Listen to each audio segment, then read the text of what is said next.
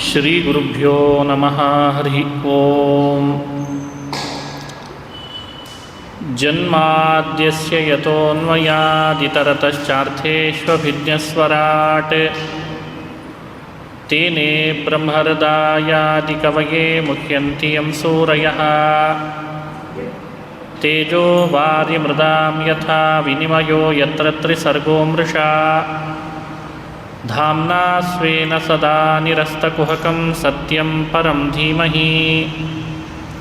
ಸೃಷ್ಟಿಸ್ಥಿತ್ಯಪ್ಯಯೇಹ ನಿಯತಿದೃಶಿತಮೋ ಬಂಧಮೋಕ್ಷಾಶ್ಚ ಯಸ್ಮಾತ್. ಅಸ್ಯ ಶ್ರೀ ಬ್ರಹ್ಮರುದ್ರಪ್ರಭೃತಿಸುರನರದ್ವೀಷಶತ್ರುತ್ಮಕಸ್ಯ ವಿಷ್ಣೋರ್ವ್ಯಸ್ತಾಃ ಸಮಸ್ತಾಃ ಸಕಲಗುಣನಿಧಿಃ ಸರ್ವದೋಷವ್ಯಪೇತಃ ಪೂರ್ಣಾನಂದೋ ವ್ಯಯೋ ಯೋ ಗುರುರಪಿ ಪರಮಃ ಚಿಂತಯೇತಂ ಮಹಾಂತಂ.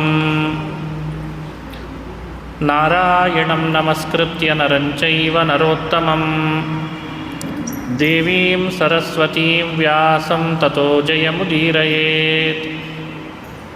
ಯಂ ಪ್ರವ್ರಜन्तಮನುಪೇತಮಪೇತಕೃತ್ಯಂ ದ್ವೈಪಾಯನೋ ವಿರಹಕಾತರ ಆಜುಹಾವ. ಪುತ್ರೇತಿ ತನ್ಮಯತಯಾ ತರವೋಪಿ ನೇದುಃ तं ಸರ್ವಭೂತಹೃದಯಂ ಮುನಿಮಾನತೋಸ್ಮಿ. ಮೂಕೋಪಿ ಯತ್ಪ್ರಸಾದೇನ ಮುಕುಂದಶಯನಾಯತೆ ರಾಜರಾಜಾಯತೆ ರಿಕ್ತೋ ರಾಘವೇಂದ್ರಂ ತಮಾಶ್ರಯೇ.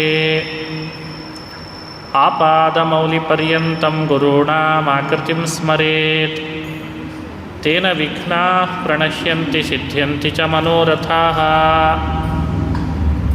ಶ್ರೀ ಹರಿವಾಯು ಗುರುಗಳ ಚರಣಾರವಿಂದಗಳಲ್ಲಿ ಭಕ್ತಿಪೂರ್ವಕ ಪ್ರಣಾಮಗಳನ್ನು ಅರ್ಪಿಸಿ,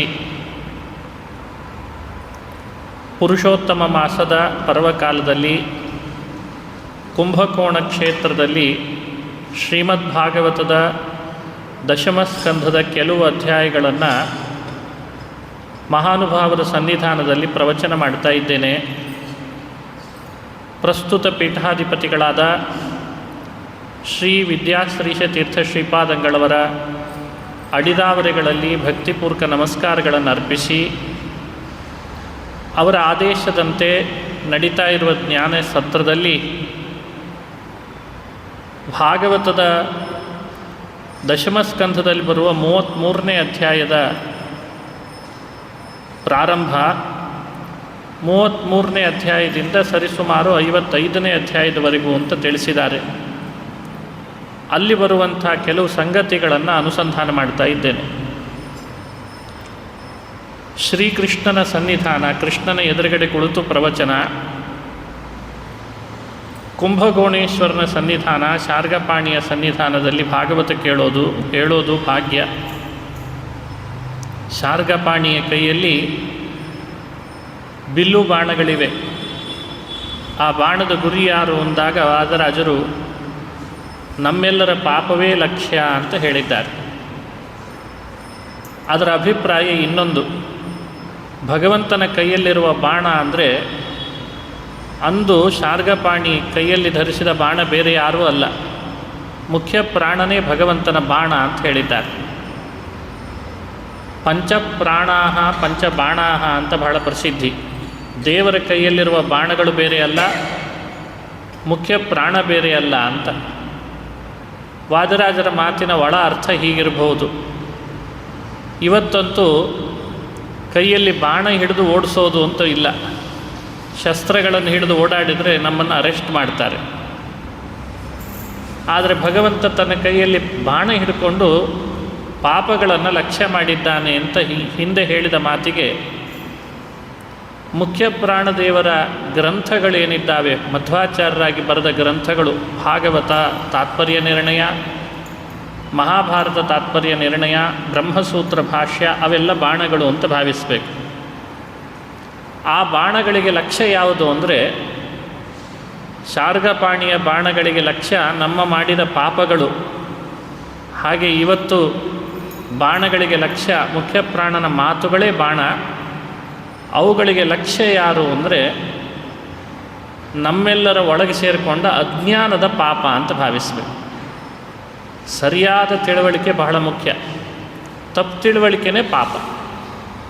ಅವುಗಳು ದೂರ ಆಗಿ ಈ ಕ್ಷೇತ್ರದೊಳಗೆ ಮತ್ತಷ್ಟು ಮನುಷ್ಯನಿಗೆ ಜ್ಞಾನ ಬರುವಂತಾಗಲಿ ಅಂತ ಇಂಥ ಪುರುಷೋತ್ತಮ ಮಾಸದ ಪರ್ವಕಾಲದಲ್ಲಿ ಭಾಗವತ ತಾತ್ಪರ್ಯವನ್ನು ಚಿಂತನೆ ಮಾಡಿಸ್ತಾ ಇದ್ದೇನೆ.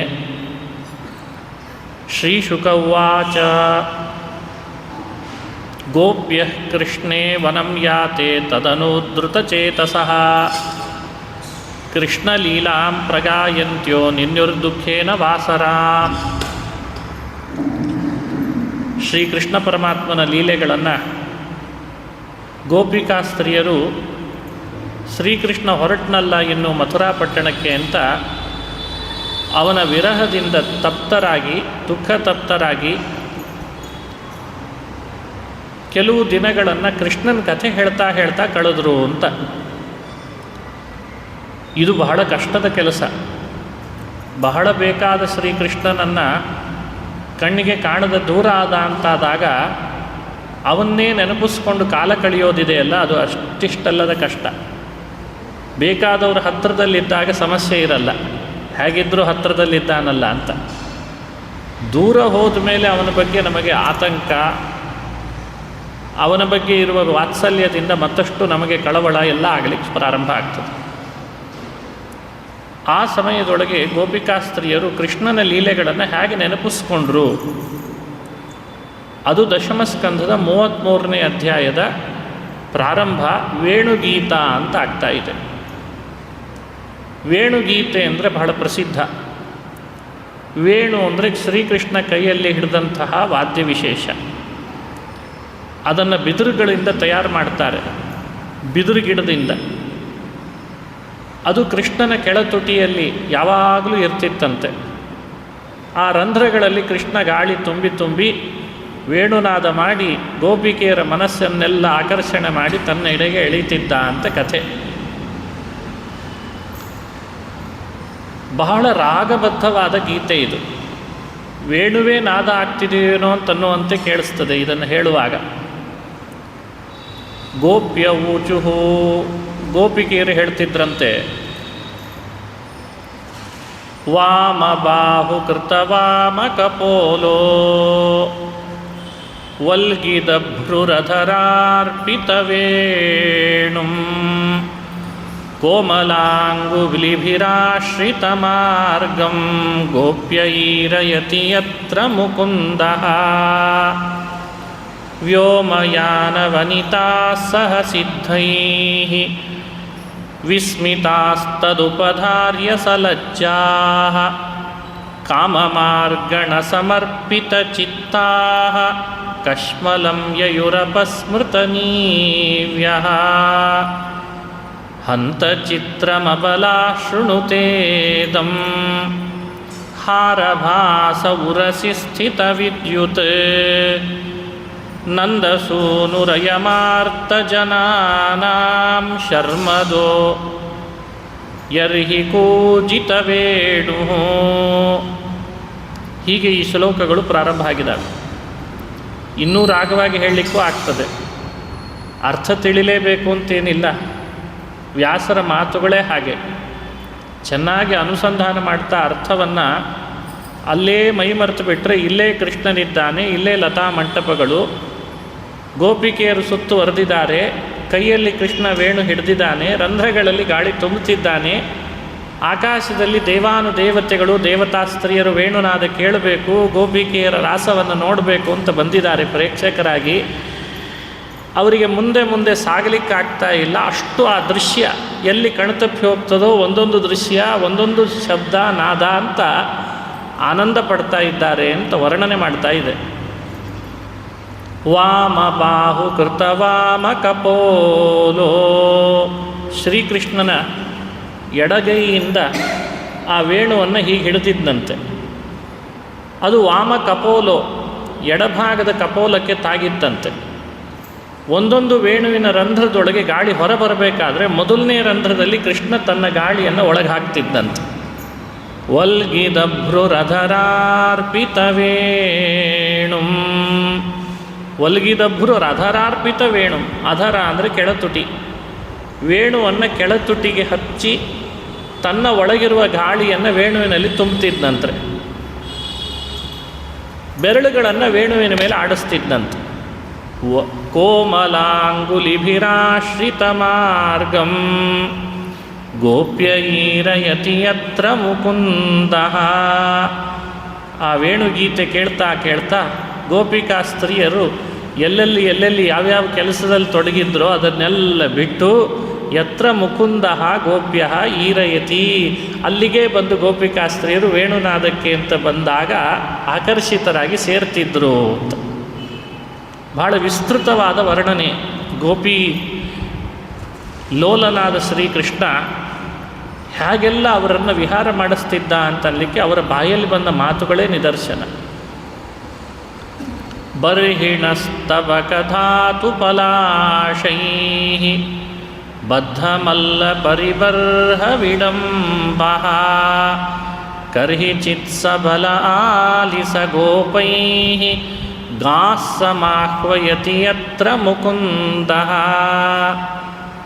ಶ್ರೀಕೃಷ್ಣ ಬರ್ಹಿಣ ಸ್ತಬಕ ಧಾತುಪಲಾಶೈರ್ಬದ್ಧ ಮಲ್ಲಿ ಪರಿಬರ್ಹ ವಿಡಂಬ. ನವಿಲುಗಿರಿಗಳನ್ನು ತನ್ನ ದೇಹದೊಳಗೆ ಅಲ್ಲಲ್ಲಿ ಕೃಷ್ಣ ಅಲಂಕಾರ ಅಂತ ಮಾಡಿಕೊಂಡಿರ್ತಿದ್ನಂತೆ. ಅದ್ಭುತವಾದ ತನ್ನ ಮಹಿಮೆಯಿಂದ, ತನ್ನ ನೋಟದಿಂದ, ಹಾವಭಾವಗಳಿಂದ ಎಲ್ಲೆಂದರಲ್ಲಿದ್ದ ಕರುಗಳನ್ನು, ಗೋವುಗಳನ್ನು ವೇಣುನಾದದಿಂದ ಆಕರ್ಷಣೆ ಮಾಡಿ ಹತ್ರ ತರಿಸ್ತಿದ್ದಂತೆ. ಬಹಳ ವಿಸ್ತೃತವಾಗಿದೆ. ಆದ್ದರಿಂದ ಎಲ್ಲ ಶ್ಲೋಕ ಹೇಳಿದರೆ ವಿಸ್ತಾರ ಆಗ್ತದೆ, ಆನಂದ ಆಗ್ತದೆ. ಆದ ಕಾರಣ ಒಂದಿಷ್ಟು ಅನುಸಂಧಾನ ಮಾಡಲಿಕ್ಕೆ ಪ್ರಯತ್ನ ಮಾಡ್ತಾ ಇದ್ದೇನೆ. ಶ್ರೀಕೃಷ್ಣ ತನ್ನ ಭೃತ್ಯರನ್ನು ಜೊತೆಗೂಡಿಸ್ಕೊಂಡೇ ಬರ್ತಿದ್ದಂತೆ ಯಾವಾಗಲೂ. ಈ ವೇಣುನಾದ ಮಾಡುವಾಗಲೂ ವಿಶೇಷತೆಗಳು ಯಾವಾಗೆಲ್ಲ ಮಾಡ್ತಿದ್ದ ಅಂದರೆ, ಗೋವುಗಳನ್ನು ಕಾಯುವಾಗ, ಬೆಳಗ್ಗೆಯಿಂದ ಕಾದ ಮೇಲೆ ವಾಪಸ್ ಮನೆ ಕರೆದುಕೊಂಡು ಹೋಗಬೇಕು.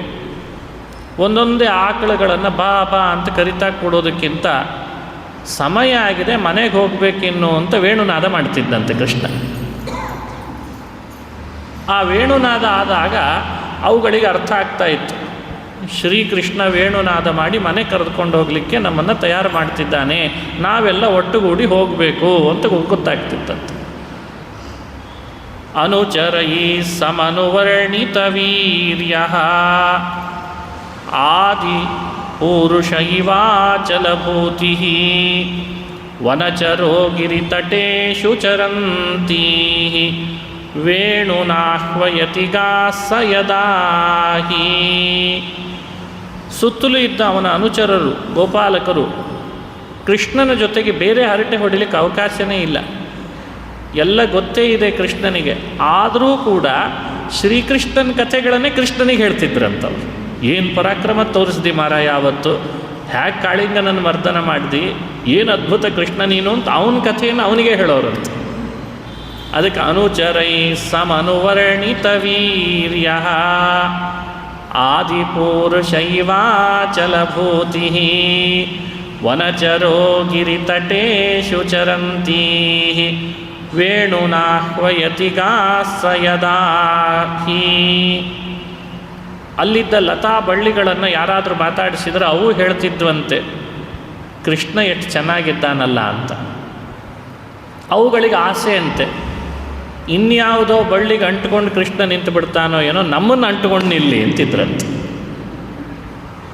ಹಾಗೆ ಗಿಡಮರಗಳಲ್ಲಿಯೂ ಕೃಷ್ಣನ ಬಗ್ಗೆ ಒಂದು ಆಕರ್ಷಣೆ ಇತ್ತು ಅಂತ ವರ್ಣನೆ ಮಾಡ್ತಾರೆ. ವನಲತಾಸ್ತರವ ಆತ್ಮನಿ ವಿಷ್ಣುಂ ವ್ಯಂಜಯಂತ ಇವ ಪುಷ್ಪಫಲಾಢ್ಯಾಃ ಪ್ರಣತಭಾರ ವಿಟಪಾ ಮಧುಧಾರಾಃ ಪ್ರೇಮ ಹೃಷ್ಟತನವಸ್ವ ಸೃಜುಸ್ಮ. ಸಾಮಾನ್ಯವಾಗಿ ಋತುಗಳು ಬದಲಾದ ಹಾಗೆ ಬಳ್ಳಿಗಳು, ಮರಗಿಡಗಳು ಬದಲಾಗ್ತವೆ. ಅಂದರೆ ಹೂ ಬಿಡ್ತಾವೆ, ಕಾಯಿ ಬಿಡ್ತಾವೆ, ಹಣ್ಣು ಬಿಡ್ತಾವೆ ಅಂತ ನೋಡ್ತೇವೆ. ಇಲ್ಲಿ ನೋಡಿದರೆ ವರ್ಣನೆ ಮಾಡ್ತಾ ಅಂತಾರೆ, ಹೂಗಳು ಬಿಡೋ ಹಾಗೆ ಯಾಕಾದವು, ಬಳ್ಳಿಗಳನ್ನು ಬಿಡೋ ಹಾಗೆ ಯಾಕಾದವು ಅಂದರೆ ಸೃಷ್ಟಿಯ ಮಹಿಮೆ. ಸೃಷ್ಟಿಕರ್ತ ಯಾರು? ಗೋಪಿಕೆಯರು ಹೇಳ್ತಾರೆ, ವಿಷ್ಣು. ಸೃಷ್ಟಿಕರ್ತನ ಮಹಿಮೆ ವಿಷ್ಣುವಿಂದಲ್ವೇ? ಹಾಗಾದರೆ ಇಲ್ಲಿ ಹೂವಿನ ಸೃಷ್ಟಿ, ಹಣ್ಣಿನ ಸೃಷ್ಟಿ, ಕಾಯಿಯ ಸೃಷ್ಟಿಯಾಗಿದೆ ಅಂದರೆ ನೋಡಿದವರೆಲ್ಲ ಅರ್ಥ ಮಾಡ್ಕೊಳ್ಬೇಕು, ತಮ್ಮೊಳಗೆ ವಿಷ್ಣುವಿನ ಸನ್ನಿಧಾನ ಬಂದಿದೆ ಅಂತ ವ್ಯಕ್ತಗೊಳಿಸ್ತಾ ಇದ್ವು. ಅದನ್ನು ಹೇಳ್ತಾರೆ, ವನಲತಾಸ್ತರವ ಆತ್ಮನಿ ವಿಷ್ಣು ವ್ಯಂಜಯಂತ ಇವ ಪುಷ್ಪಫಲಾಢ್ಯಾ ಪ್ರಣತಭಾರ ವಿಟಪ ಮಧುಧಾರಾ ಪ್ರೇಮ ಹೃಷ್ಟತನವಸ್ಸ ಸೃಜುಸ್ಮ. ಪ್ರಣತ ಭಾರ ವಿಟಪಾಹ. ಸಾಮಾನ್ಯವಾಗಿ ಹೂವುಗಳು ಹಣ್ಣು ಬಿಟ್ಟಾಗ ಮರಗಿಡಗಳ ಬಳ್ಳಿಗಳ ಕೊಂಬೆಗಳು ಚೆನ್ನಾಗಿ ಬಾಗಿರ್ತವೆ. ಆ ಭಾರದಿಂದ ಬಾಗಿದ್ದನ್ನು ನೋಡಿ ಗೋಪಿಕಾ ಸ್ತ್ರೀಯರಂತಾರೆ, ಅದು ಯಾಕೆ ಬಾಗಿದಾವೆ ಗೊತ್ತೇನು? ಶ್ರೀಕೃಷ್ಣನ ಮೇಲಿರೋ ಪ್ರೇಮದ ಭಾರದಿಂದ ಅವು ಬಾಗಿದಾವೆ ಅಂತಂದ್ರೆ, ಪ್ರೇಮದ ಭಾರ ಬಹಳ ಆಯಿತು, ಅದಕ್ಕೆ ಅವು ಬಾಗಿದಾವೆ. ಆ ಬಾಗಿದ್ದರಿಂದ ಭಗವಂತ ಅವರಲ್ಲಿ ವ್ಯಕ್ತನೂ ಆಗಿದ್ದರಿಂದ ಒಳಗಿರುವ ಸೃಷ್ಟಿಕರ್ತೃತ್ವದ ಮಹಿಮೆಯನ್ನು ಜಗತ್ತಿಗೆ ವ್ಯಕ್ತಪಡಿಸಿ ತನ್ನ ಸನ್ನಿಧಿಯನ್ನು ಲೋಕಕ್ಕೆ ಭಗವಂತ ತೋರ್ತಾ ಇದ್ದ ಅಂತ ವರ್ಣನೆ ಮಾಡ್ತಾರೆ. ದರ್ಶನೀಯ ವಿಕಚೋತ್ಪಲಮಾಲಾ ದಿವ್ಯಗಂಧ ತುಳಸಿ ಮಧುಮತ್ತೈಃ ಅಲಿಕುಲೈರಲಘುಗೀತಮಭೀಷ್ಟಂ ಆದ್ರಿಯದ್ಯರಿಹಿ ಸಂಧಿತವೇಣು. ಸಂಧಿತವೇಣು ಶ್ರೀಕೃಷ್ಣನ ವೇಣುವಿನ ನಾದ ಆಗಾಗ ನಡೆದಿದ್ದರ ಪ್ರಭಾವದಿಂದ ಅಲ್ಲಲ್ಲಿ ಅಲಿಕುಲೈಹಿ ಅಲಘುಗೀತಮಭೀಷ್ಟಂ ಆದ್ರಿಯತ್. ಅಲಿಕುಲ ಅಂದರೆ ದುಂಬಿಗಳ ಸಾಲು. ದುಂಬಿಗಳ ಸಾಲುಗಳು ಕೂಡ ಕೃಷ್ಣನ ವೇಣುನಾದದ ಗಂಭೀರವಾದ ಆ ನಾದವನ್ನು ಕೇಳ್ತಾ ತಮ್ಮದೇ ಆದ ಗಾನವನ್ನು ಕಡಿಮೆ ಮಾಡಿಕೊಂಡಿದ್ವಂತೆ. ಅಪ್ಪಿ ತಪ್ಪಿ ನಮ್ಮದು ಜೋರಾದರೆ ಕೃಷ್ಣಂದೆಲ್ಲಿ ಕೇಳಲ್ವೋ ಅಂತ. ಹಾಗೆ ಅವು ಕೂಡ ಆ ರೀತಿಯಾಗಿ ತಮ್ಮನ್ನು ತಾವು ವೇಣುನಾದದ ಶ್ರವಣದಲ್ಲಿ ತೊಡಗಿಸ್ಕೊಂಡಿದ್ವೋ ಏನೋ ಅನ್ನೋಂತೆ ವರ್ಣನೆ ಮಾಡ್ತಾರೆ. ಹೀಗೆ ವಿಸ್ತಾರವಾಗಿ ಹೇಳ್ತಾರೆ. ಬಹಳ ಪ್ರಸಿದ್ಧವಾದಂಥ ಮಾತು ಈ ವೇಣುನಾದದ ಬಗ್ಗೆ ಹೇಳುವಾಗ, ಮದ ವಿಭೂರ್ಣಿತಲೋಚನ ಈಶನ್ ಮಾನದ ಸ್ವಸುಹೃದಾಂ ವನಮಾಲಿ ಬದರ ಪಾಂಡುವದನೋ ಮೃದುಗಂಡಂ ಮಂಡಯನ್ ಕನಕಕುಂಡಲಲಕ್ಷ್ಮ್ಯಾ. ಮದ ವಿಭೂರ್ಣಿತ ಲೋಚನ ಈಶನ್ ಮಾನದ.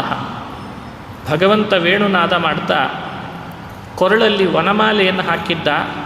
ಸ್ವಸುಹೃದಾಂ ಮಾನದ, ತನ್ನನ್ನು ಅರಿಸಿ ಬಂದಂತಹ ಭಕ್ತರಿಗೆ ಎಂದಿದ್ರೂ ಜ್ಞಾನವನ್ನು ಕೊಡುವವ, ಗೌರವವನ್ನು ನೀಡುವವ ಅಂಥ ಕೃಷ್ಣ ಬದರ ಪಾಂಡುವದನೋ ಅಂತ ಹೇಳಿದ್ದಾರೆ. ಬದರದಂತೆ ಪಾಂಡುವದನನಾದಂಥ ಕೃಷ್ಣ ಕನಕಕುಂಡಲ ಲಕ್ಷ್ಮ್ಯ ಮಂಡಯನ್ ಮೃದುಗಂಡಂ. ಕನಕಕುಂಡಲ ಬಂಗಾರದ ಕರ್ಣಕುಂಡಲಗಳನ್ನು ಕಿವಿಗೆ ಹಾಕ್ಕೊಂಡು ಮೃದುವಾದ ತನ್ನ ಕೆನ್ನೆಗಳಿಂದ ಕೂಡಿದವನಾಗಿ ಬದರ ಪಾಂಡುದಂತೆ ವದನನವನಾಗಿ ಶೋಭಿಸ್ತಾ ಇದ್ದ ಅಂತ ವರ್ಣನೆ ಇದೆ ಭಾಗವತದಲ್ಲಿ. ಈ ಮಾತನ್ನು ಮೇಲ್ನೋಟಕ್ಕೆ ಅರ್ಥ ಮಾಡಿಕೊಂಡ್ರು ಬಹಳ ಜನ.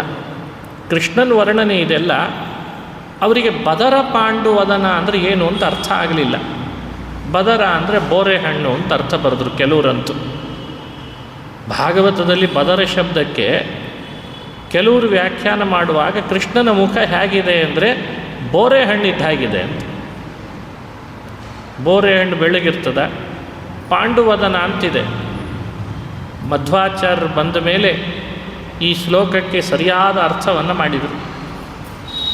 ಬದರ ಪಾಂಡುವದನ ಅನ್ನೋಲ್ಲಿ ಬದರ ಅನ್ನೋ ಶಬ್ದ ಲೋಕದಲ್ಲಿ ಪ್ರಸಿದ್ಧಿ ಕಡಿಮೆ, ಪುರಾಣಗಳಲ್ಲಿ ಪ್ರಸಿದ್ಧ ಅದು ಚಂದ್ರ ಅಂತ ಅರ್ಥ ಅಂತ. ಹಾಗಾಗಿ ಇಲ್ಲಿ ಬದರ ಪಾಂಡುವದನೋ ಮೃದುಗಂಡಂ. ಬದರ ಚಂದ್ರನಂತೆ ಪಾಂಡುವದನನಾಗಿದ್ದಾನೆ ಕೃಷ್ಣ ಅಂತ ವರ್ಣನೆ ಮಾಡಬೇಕು, ಅರ್ಥ ಮಾಡಿಕೊಳ್ಬೇಕು, ವ್ಯಾಖ್ಯಾನಿಸಬೇಕು. ಎಲ್ಲಿದೆ ಬದರ ಶಬ್ದಕ್ಕೆ ಚಂದ್ರ ಅನ್ನೋ ಅರ್ಥ ಎಲ್ಲಿದೆ? ಸ್ಕಂದ ಪುರಾಣದೊಳಗೆ ಚಂದ್ರನ ನಾಮಗಳು ಈ ಅರ್ಥದಲ್ಲಿದ್ದಾವೆ ಅಂತ ವಿವರಣೆ ಕೊಡುವಾಗ ಹೇಳಿದ್ದ. 3 ನಾಮಗಳು ಚಂದ್ರನಿಗಿದ್ದಾವಂತೆ. ಮಾನವೋ ಬದರಃ ಸಿಂಧು ಶಶಿನಸ್ತು ತ್ರಿನಾಮಕಂ ಯೋ ವೇದ ಮುಚ್ಯತೆ ರೋಗೈ ನಾಮ್ನೇವ ವಿಷ್ಣು ನಾಮ್ನೇವ ಸಂಸೃತೆ. 3 ನಾಮಗಳಿಂದ ಚಂದ್ರನನ್ನು ತಿಳಿದ್ರೆ ರೋಗದಿಂದ ಮುಕ್ತರನ್ನು ಮಾಡ್ತಾನಂತೆ ಚಂದ್ರ. ಆ 3 ನಾಮ ನೆನಪಿರಬೇಕು ಯಾವಾಗಲೂ. ರೋಗ ಪರಿಹಾರ ಆಗಬೇಕಾದ್ರೆ ಚಂದ್ರ ಅಮೃತ ಕಿರಣ, ಅಮೃತ ಕಿರಣನಾದ್ದರಿಂದ ಅಮೃತದಲ್ಲಿ ರೋಗ ಪರಿಹಾರಕ ಶಕ್ತಿ ಇದೆ. ಅವನ ನಾಮ ಹೇಳೋದ್ರಿಂದಲೂ ರೋಗ ಪರಿಹಾರ ಆಗ್ತದೆ ಅಂತ ಹೇಳ್ತಾರೆ. ವಿಷ್ಣು ನಾಮ ಹೇಳಿದರೆ ಸಂಸಾರ ರೋಗ ಹೇಗೆ ಪರಿಹಾರ ಆಗ್ತದೋ, ಚಂದ್ರನ ನಾಮ 3 ಇವು ಅಂತ ತಿಳಿದ್ರೆ ಸಂಸಾರ ರೋಗ ಪರಿಹಾರ ಆಗ್ತದೆ ಅಂತ ಹೇಳಿದ್ದಾರೆ, ರೋಗ ಪರಿಹಾರ ಆಗ್ತದೆ ಅಂತ ಹೇಳಿದ್ದಾರೆ. ಯಾವ್ಯಾವ ನಾಮ? ಮಾನವ ಅಂತ ಒಂದು ನಾಮ, ಅದು ಚಂದ್ರನಿಗಿರುವ ಹೆಸರು. 2ನೇ ನಾಮ ಬದರ ಅಂತ, ಇನ್ನೊಂದು ನಾಮ ಸಿಂಧು ಅಂತ. ಮಾನವ ಬದರ ಸಿಂಧು ಶಶಿನಸ್ತು ತ್ರಿನಾಮಕಂ. ಮಾನವ ಬದರ ಸಿಂಧು ಅನ್ನೋ 3 ನಾಮಗಳು ಚಂದ್ರನಿಗಿವೆ. ಯಾರು ಇದನ್ನು ತಿಳಿತಾರೋ ಅವರ ರೋಗಗಳು ಪರಿಹಾರ ಆಗ್ತಾವೆ ಅಂತ ಸ್ಕಂದ ಪುರಾಣದ ವಚನ. ಹಾಗಾದರೆ ಭಾಗವತದ ದಶಮ ಸ್ಕಂದದಲ್ಲಿ ಬಂದ ಬದರ ಪದದ ಅರ್ಥ ಏನು ಮಾಡಬೇಕಾಯಿತು? ಬದರ ಪಾಂಡುವದನೋ ಮೃದುಗಂಡಂ ಮಂಡಯನ್ ಕನಕ ಕುಂಡಲ ಲಕ್ಷ್ಮ್ಯಾ. ಬದರ ಚಂದ್ರನಂತೆ ಪಾಂಡುವದನನಾದ ಕೃಷ್ಣನನ್ನು ಅಂತ ತಿಳ್ಕೊಳ್ರಿ. ಹೀಗೆ ಭಗವತ್ಪಾದರು ಭಾಗವತ ತಾತ್ಪರ್ಯದಿಂದ ನಮಗೆ ಅಪೂರ್ವವಾದ ತಿಳುವಳಿಕೆಯನ್ನು ಕೊಡ್ತಾರೆ. ಯದುಪತಿರ್ದ್ವಿರದ ರಾಜವಿಹಾರೋ ಯಾಮಿನೀಪತಿರಿವೈಷದಿನಾಂತೆ ಮುದಿತವಕ್ತ್ರ ಉಪಯಾತಿ ದುರಂತಂ ಮೋಚಯನ್ ವ್ರಜಗವಾಂ ದಿನತಾಪಂ. ದ್ವಿರದ ರಾಜವಿಹಾರಃ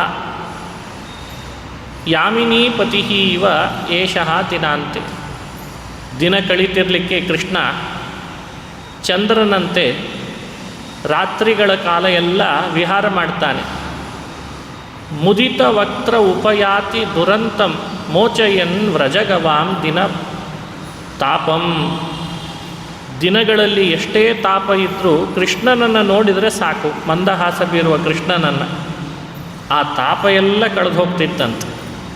ಹಾಗಾಗಿ ಸಾಯಂಕಾಲ ಆಗ್ತಾ ಇರುವಾಗ ಗೋವುಗಳನ್ನೆಲ್ಲ ಭಗವಂತ ಕರೆದುಕೊಂಡು ಬಂದು ಅವುಗಳನ್ನು ತಮ್ಮ ಮನೆಯೊಳಗೆ ಸೇರಿಸ್ತಾ ನಗನಗುತ್ತಾ ತನ್ನ ಮಂದಹಾಸವನ್ನು ಬೀರಿ ಎಲ್ಲರ ದುಃಖಗಳನ್ನು ಕಳೀತಾ ಇದ್ದ. ಹೀಗೆ ವರ್ಣನೆ ಮಾಡಿದ್ದಾರೆ. ಭಾಗವತದ ದಶಮಸ್ಕಂದದ ಪೂರ್ವಾರ್ಧದಲ್ಲಿ 33ನೇ ಅಧ್ಯಾಯದಲ್ಲಿ ಬರುವಂಥ ವೇಣುಗೀತೆಯ ಸಾರವನ್ನು ನಾವು ಚಿಂತನೆ ಮಾಡಿದ್ವಿ. 34ನೇ ಅಧ್ಯಾಯದಲ್ಲಿ ಅರಿಷ್ಟ ಅಂತ ಒಬ್ಬ ಅಸುರ ಇದ್ದ. ಅವನ ಸಂಹಾರ ಮಾಡಿದ ಕೃಷ್ಣನ ಕಥೆಯನ್ನು ಹೇಳ್ತಾರೆ. ಅರಿಷ್ಟಾಸುರ ಸಂಹಾರ ಆದಮೇಲೆ ಕಂಸನಿಗೆ ಯಾಕೋ ಸಂಶಯ ಬರಲಿಕ್ಕೆ ಶುರು ಆಯಿತು. ನಾರದರು ಬೇರೆ ಕಂಸನ ಬಳಿಗೆ ಬಂದಿದ್ರಂತೆ. ಅದೇ ಸಮಯಕ್ಕೆ ಕೃಷ್ಣನ ಬಗ್ಗೆ ನಾರದರೇ ಕಂಸನಿಗೆ ವಿವರಣೆ ಕೊಟ್ಬಿಟ್ರಂತೆ. ಕೃಷ್ಣ ಬಲರಾಮರು ಬೇರೆ ಇನ್ಯಾರಲ್ಲ, ದೇವಕಿ ರೋಹಿಣಿಯ ಮಕ್ಕಳಾಗಿ ಹುಟ್ಟಿದ್ದಾರೆ, ವಸುದೇವನ ಮಕ್ಕಳೇ ಅವರು ಅಂತ ನಾರದರು ಕಂಸನಿಗೆ ವಿವರಣೆ ಕೊಟ್ಟಂಥ ಸಂದರ್ಭವನ್ನು ಹೇಳ್ತಾರೆ. ಇನ್ನು ಕಂಸ ಯಾರು ಅನ್ನೋದ್ರ ವಿವರಣೆ ಬೇಕು. ಕಥೆ ನಿಮಗೆ ಗೊತ್ತಿರ್ತದಾದ್ದರಿಂದ ಭಾಗವತದ ಇಲ್ಲಿರುವ ವಿಷಯಗಳನ್ನು ಮಾತ್ರ ನಾನು ಹೇಳುವ ಪ್ರಯತ್ನ ಮಾಡ್ತೇನೆ ತತ್ವಗಳಿಂದ. ಕಂಸ ಯಾರು? ಉಗ್ರಸೇನನ ನಿಜವಾದ ಮಗನಲ್ಲ.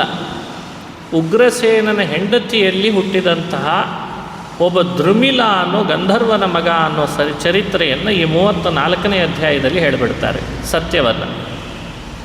ಹಾಗಾಗಿ 34ನೇ ಅಧ್ಯಾಯದ ಒಂದಿಷ್ಟು ಸಂಗತಿಗಳನ್ನು ಚಿಂತನೆ ಮಾಡೋಣ. ಅಥ ತರ್ಹ್ಯಾಗತೋ ಗೋಷ್ಠಮರಿಷ್ಟೋ ವೃಷಭಾಸುರ.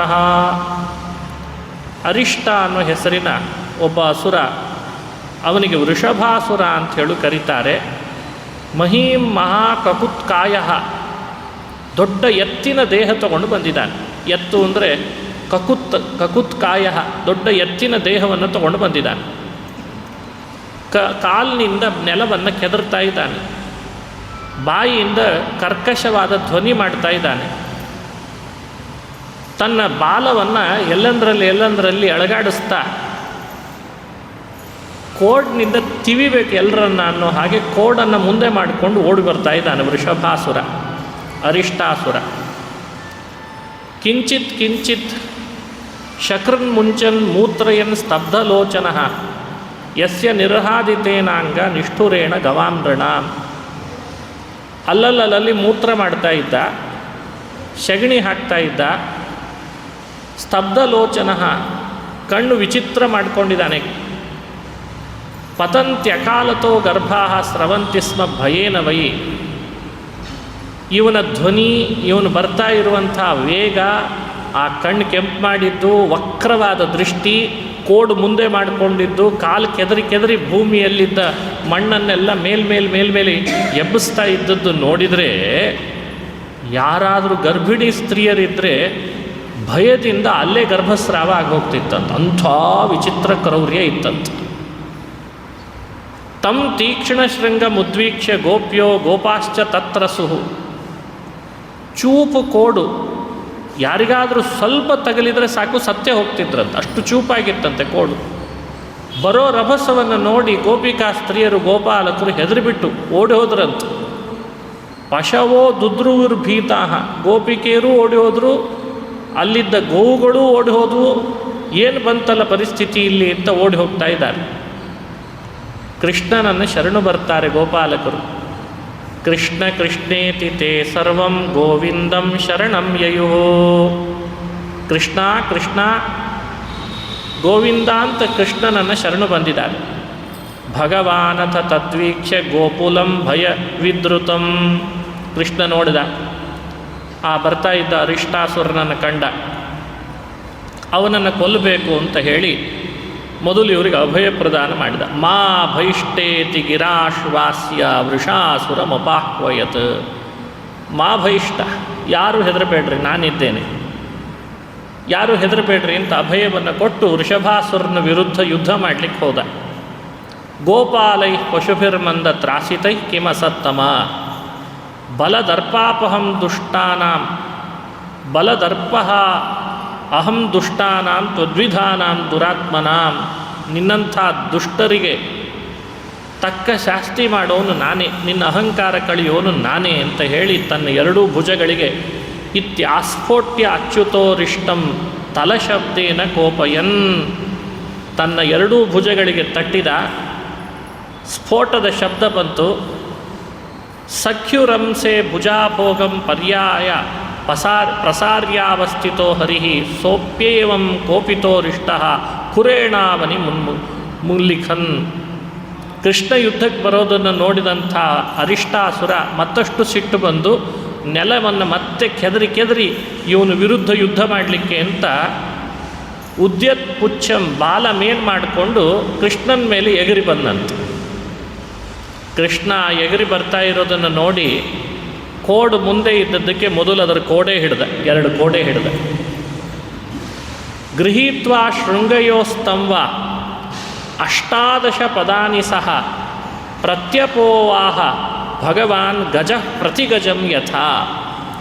ಆನೆಯನ್ನು ಪ್ರತಿಯಾಗಿ ಆನೆ ಹೇಗೆ ಯುದ್ಧ ಮಾಡ್ತಾ ಇರ್ತದೋ ಹಾಗೆ ಕೃಷ್ಣ ಅದರ 2 ಕೋಡುಗಳನ್ನು ಹಿಡಿದು ಅದರ ಜೊತೆಗೆ ಯುದ್ಧ ಮಾಡಲಿಕ್ಕೆ ಪ್ರಾರಂಭ ಮಾಡಿದ.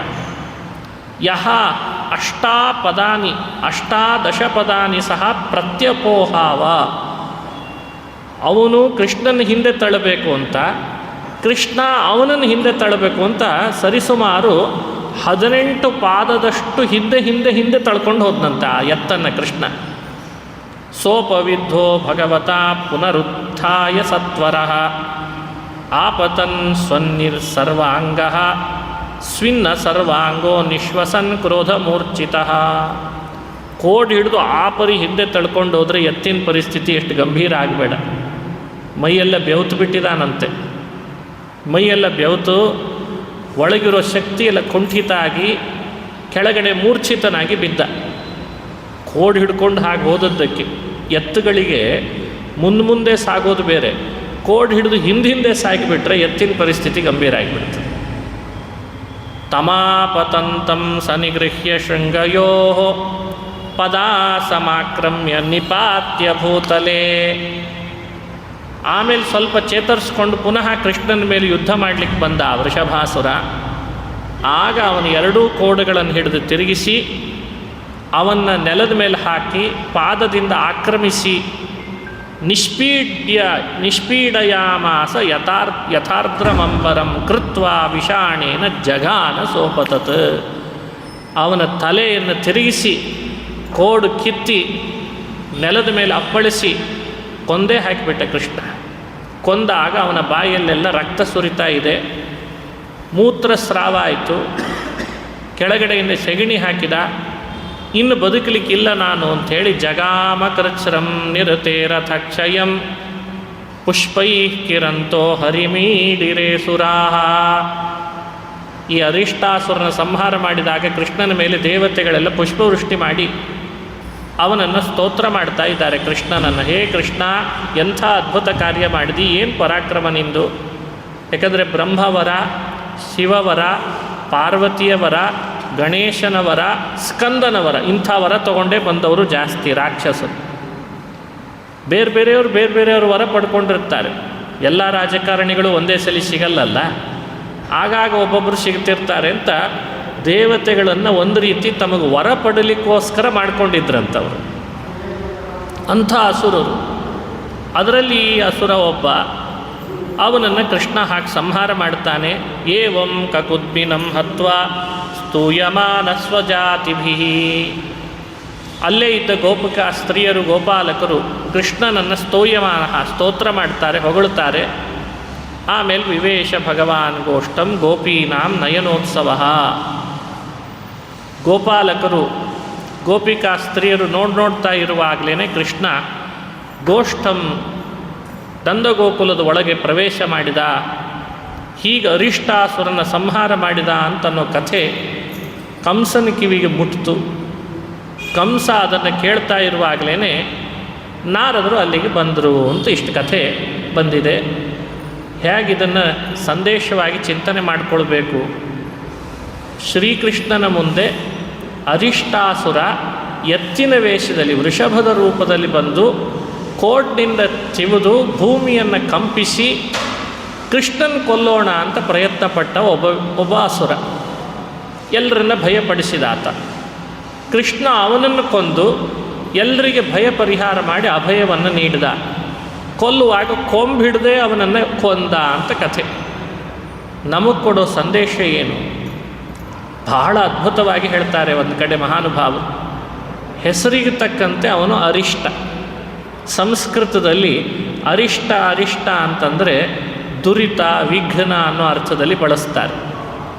ನಾವು ಮಾಡೋ ಸಾಧನದ ದಾರಿಯಲ್ಲಿ ದುರಿತಗಳು ಬರಲಿಕ್ಕೆ ಪ್ರಾರಂಭ ಆದರೆ ಸಾಧನೆ ಮುನ್ನಡಿಲಿಕ್ಕಿಲ್ಲ. ಭಯ ಬರಲಿಕ್ಕೆ ಶುರು ಆಗ್ತದೆ, ಹಣದ ಕೊರತೆ ಆಗ್ತದೆ, ಅಥವಾ ಆಗಬೇಕಾದ ಕೆಲಸಗಳು ಆಗದೇ ಇರೋ ಹಾಗೆ ಆಗ್ತಾವೆ. ಅಂತೂ ಅರಿಷ್ಟ ಬಂತು ಅಂತಂತಾರೆ. ಅರಿಷ್ಟ ಬಂದರೆ ಸಾಧನದ ದಾರಿ ಮುಂದೆ ಸಾಗಲ್ಲ. ಶ್ರೀಕೃಷ್ಣ ಮಾಡಿದ ಈ ಚರಿತ್ರೆ ನಮಗೆ ಸಂದೇಶ ಏನು ಕೊಡ್ತದೆ ಅಂದರೆ, ಯಾರು ಕೃಷ್ಣನನ್ನು ಅವಲಂಬಿಸ್ತಾರೆ, ಗೋಪಾಲಕರು ಗೋಪಿಕಾ ಸ್ತ್ರೀಯರಂತೆ, ಅವರಿಗೆ ಬರೋ ಅರಿಷ್ಟವನ್ನು ಕೃಷ್ಣನೇ ದೂರ ಮಾಡ್ತಾನೆ ಅನ್ನೋ ಸಂದೇಶ ಕೊಡ್ತಾನೆ. ನಮ್ಮ ಸಾಧನದ ದಾರಿಯಲ್ಲಿ ಬಹಳ ಅರಿಷ್ಟಗಳು ಬರ್ತವೆ. ಅವತ್ತು ಒಬ್ಬನೇ ಅರಿಷ್ಟ, ಇವತ್ತು ಸುಮಾರು ಜನ ಅರಿಷ್ಟಾಸುರರಿದ್ದಾರೆ. ಇವತ್ತು ಸಾಮಾಜಿಕವಾಗಿ, ಕೌಟುಂಬಿಕವಾಗಿ ನಾವು ಮಾಡೋ ಕೆಲಸದಲ್ಲಿ ಯಾವುದಾದ್ರೂ ಒಂದು ವೃತ್ತಿಯಲ್ಲಿದ್ದರೆ ಅಲ್ಲೊಂದು ರೀತಿ, ನಮ್ಮ ಸ್ನೇಹಿತರೇ ನಮಗೊಂದು ರೀತಿ ಅರಿಷ್ಟರಾಗಿ ಕಾಡ್ತಿರ್ತಾರೆ. ಶ್ರೀಕೃಷ್ಣ ವೃಷಭಾಸುರನ ಸಂಹಾರ ಮಾಡಿದ ಕಥೆ ಕೇಳಿದರೆ ನಮ್ಮ ಬದುಕಿನಲ್ಲಿ ಬರೋ ಅರಿಷ್ಟಗಳು ದೂರ ಆಗ್ತಾವೆ. ಕೃಷ್ಣ ಅವರಿಗೆ ಅಭಯವನ್ನು ಮಾಭಯಿಷ್ಟ ಅನ್ನೋ ಮಾತಿನಿಂದ ಕೊಟ್ಟ ಅನ್ನೋ ಚರಿತ್ರೆ ಕೇಳಿದರೆ ನಮಗೂ ಕೂಡ ಕೃಷ್ಣ ಭಯ ಪರಿಹಾರ ಮಾಡಿ ಅಭಯವನ್ನು ನೀಡ್ತಾನೆ. ಹೀಗೆ ವೃಷಭಾಸುರನ ಸಂಹಾರ ಅರಿಷ್ಟ ಪರಿಹಾರ ಮಾಡ್ತದೆ ಅನ್ನೋ ತಿಳುವಳಿಕೆಯನ್ನು ನಮಗೆ ನೀಡ್ತಾ ಇದ್ದಾನೆ ಭಗವಂತ. ದೇವತೆಗಳಿಂದ ಸ್ತುತ್ಯನಾದ, ಕೃಷ್ಣ ಹೀಗೆ ಅರಿಷ್ಟನ ಸಂಹಾರ ಮಾಡಿದ ಅನ್ನೋ ಕಥೆ ನಾರದರ ಮೂಲಕ ಕಂಸನಿಗೆ ತಿಳಿತು. ಕಂಸಾಯ ಪ್ರಾಹ ಭಗವಾನ್ ನಾರದೋ ದೇವದರ್ಶನ. ಯೋಚನೆ ಮಾಡ್ತಾ ಇದ್ದ ಕಂಸನಿಗೆ ನಾರದರು ಹೇಳ್ತಾ ಇದ್ದಾರೆ, ಕಂಸ, ಎಷ್ಟು ಜನ ಅಸುರರನ್ನು ಕಳಿಸ್ತಾ ಇದ್ದಿ ನಂದಗೋಕುಲಕ್ಕೆ, ಯಾರಾದರೂ ಒಬ್ಬರು ವಾಪಸ್ ಬಂದ್ರ? ಒಬ್ಬರಾದರೂ ಬರಬೇಕಲ್ಲ, ಒಬ್ಬರೂ ಬರ್ತಾ ಇಲ್ಲ. ಏನದರ ಕಾರಣ ಗೊತ್ತೇನು ನಿನಗೆ? ಕೃಷ್ಣ ಯಾರು ಅಂತ ತಿಳಿದಿದಿ, ಬಲರಾಮ ಯಾರು ಅಂತ ತಿಳಿದಿದಿ. ಯಶೋದಾಯ ಸುತಾಂ ಕನ್ಯಾಂ ದೇವಕ್ಯಾ ಕೃಷ್ಣಮೇವಚ. ನೀನೇನು ಅನ್ಕೊಂಡಿ ಅವತ್ತು? ಹೆಣ್ಣು ಮಗು ಹುಟ್ಟಿದೆ, ಅದೇನೇ ದೇವಕಿಯ ಮಗು ಅಂತ ನೀ ತಿಳಿದಿ. ಆದರೆ ಅವಳು ಯಶೋದೆಯ ಮಗಳು. ಶ್ರೀಕೃಷ್ಣ ಇದ್ದಾನಲ್ಲ, ಅವನು ದೇವಕಿಯ ಮಗ ಅಂತ ನಾರದರು ಹೇಳ್ತಾ ಇದ್ದಾರೆ. ಬಲರಾಮ ಯಾರು? ಬಲರಾಮ ರೋಹಿಣಿ ಪುತ್ರಂ, ರೋಹಿಣಿ ದೇವಿಯ ಮಗ. ರೋಹಿಣಿ ಹಾಗೂ ದೇವಕಿ ಇಬ್ಬರೂ ವಸುದೇವನ ಪತ್ನಿಯರೇ, ಬೇರೆ ಅಲ್ಲ. ಹಾಗಾಗಿ ಆ ದೇವಕಿಯ ಮಗ ಕೃಷ್ಣ, ರೋಹಿಣಿಯ ಮಗ ಬಲರಾಮ ಅಂತ ವಿವರಣೆ ಕೊಟ್ಬಿಟ್ಟು. ನ್ಯಸ್ತೌ ಸ್ವಮಿತ್ರೇ ನಂದೇವೈ ಆಭ್ಯಾಂತೆ ಪುರುಷಾ ಹತಃ. ನಂದಗೋಕುಲದಲ್ಲಿ ನಂದಗೋಪ ಇದ್ದಾನೆ, ವಸುದೇವನಿಗೆ ಬಹಳ ಬೇಕಾದವ, ಅವನ ಸಹೋದರನೂ ಹೌದು. ಮೊದಲೇ ತಿಳಿದುಕೊಂಡೆ ನಿನ್ನ ಭಯದಿಂದಲೇ ವಸುದೇವ ಶ್ರೀಕೃಷ್ಣ ನನ್ನ ಹುಟ್ಟಿದ ಕೂಡಲೇ ಅಲ್ಲಿಗೆ ಹೋಗಿ ಕರೆದುಕೊಂಡು ಕೊಟ್ಟು ಬಂದಿದ್ದಾನೆ. ಬಲರಾಮನ ಬೆಳವಣಿಗೆಯೂ ಅಲ್ಲೇ ಆಗ್ತಾ ಇದೆ ನಂದಗೋಕುಲದಲ್ಲಿ. ನಿಶಮ್ಯ ತದ್ಭೋಜಪತಿ ಕೋಪಾತ್ ಪ್ರಚಲತೇಂದ್ರಿಯ. ನಾರದರ ಬಾಯಲ್ಲಿ ಸಭೆ ಒಳಗೆ ಈ ಮಾತು ಯಾವಾಗ ಬಂತೋ, ಕೋಪಾತ್ ಪ್ರಚಲತೇಂದ್ರಿಯ, ಸಿಟ್ಟಿನಿಂದ ಹಲ್ಲು ಕಟ್ಟದು ಕಣ್ಣು ಕೆಂಪು ಮಾಡ್ತಾ ಇದ್ದಾನೆ. ನಿಶಾತಮಸಿಮಾದತ್ತ, ಆ ಕೂಡಲೇ ಕೈಯಲ್ಲಿ ತೀಕ್ಷ್ಣವಾದ ಖಡ್ಗವನ್ನು ಸೆಳೆದು ಈಗಲೇ ವಸುದೇವನನ್ನು ಕೊಂದು ಹಾಕಿಬಿಡ್ತೇನೆ ನಾನು ಅಂತ ಶುರು ಮಾಡಿದ್ನಂತೆ. ವಸುದೇವನನ್ನು ಕೊಲ್ಲಿಕ್ಕೆ ಹೋದ.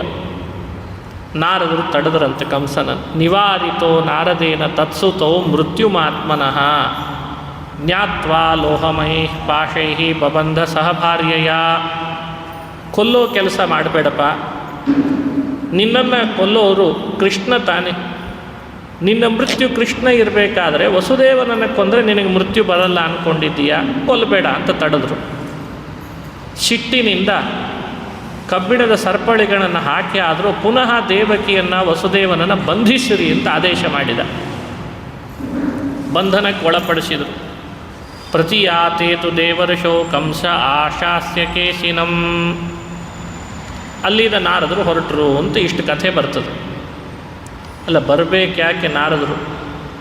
ಈ ಸತ್ಯವನ್ನು ಕಂಸನ ತಲೆಯಲ್ಲಿ ಹೇಳಬೇಕು ಯಾಕೆ ಕಿವಿಗೆ? ಮೋಚನೆ ಆದಂಥ ವಸುದೇವ ದೇವಕಿಯರನ್ನ ಪುನಃ ಬಂಧನಕ್ಕೆ ಒಳಪಡಿಸ್ಬೇಕು ಯಾಕೆ ಅಂತ ಸಂಶಯ ಬರ್ತದೋ ಇಲ್ಲ. ಮಾಡೋದು ಮಾಡಬೇಕು ಕೆಲಸ, 4 ಜನರಿಗೆ ಒಳ್ಳೆಯದಾಗೋ ಹಾಗೆ ಮಾಡಬೇಕು. ಇನ್ನೂ ಅವ್ರಿಗೆ ಬಂದ ಕಷ್ಟವನ್ನು ಕಳೆಯೋ ಹಾಗೆ ಮಾಡಬೇಕು ಸಜ್ಜನರಿಗೆ.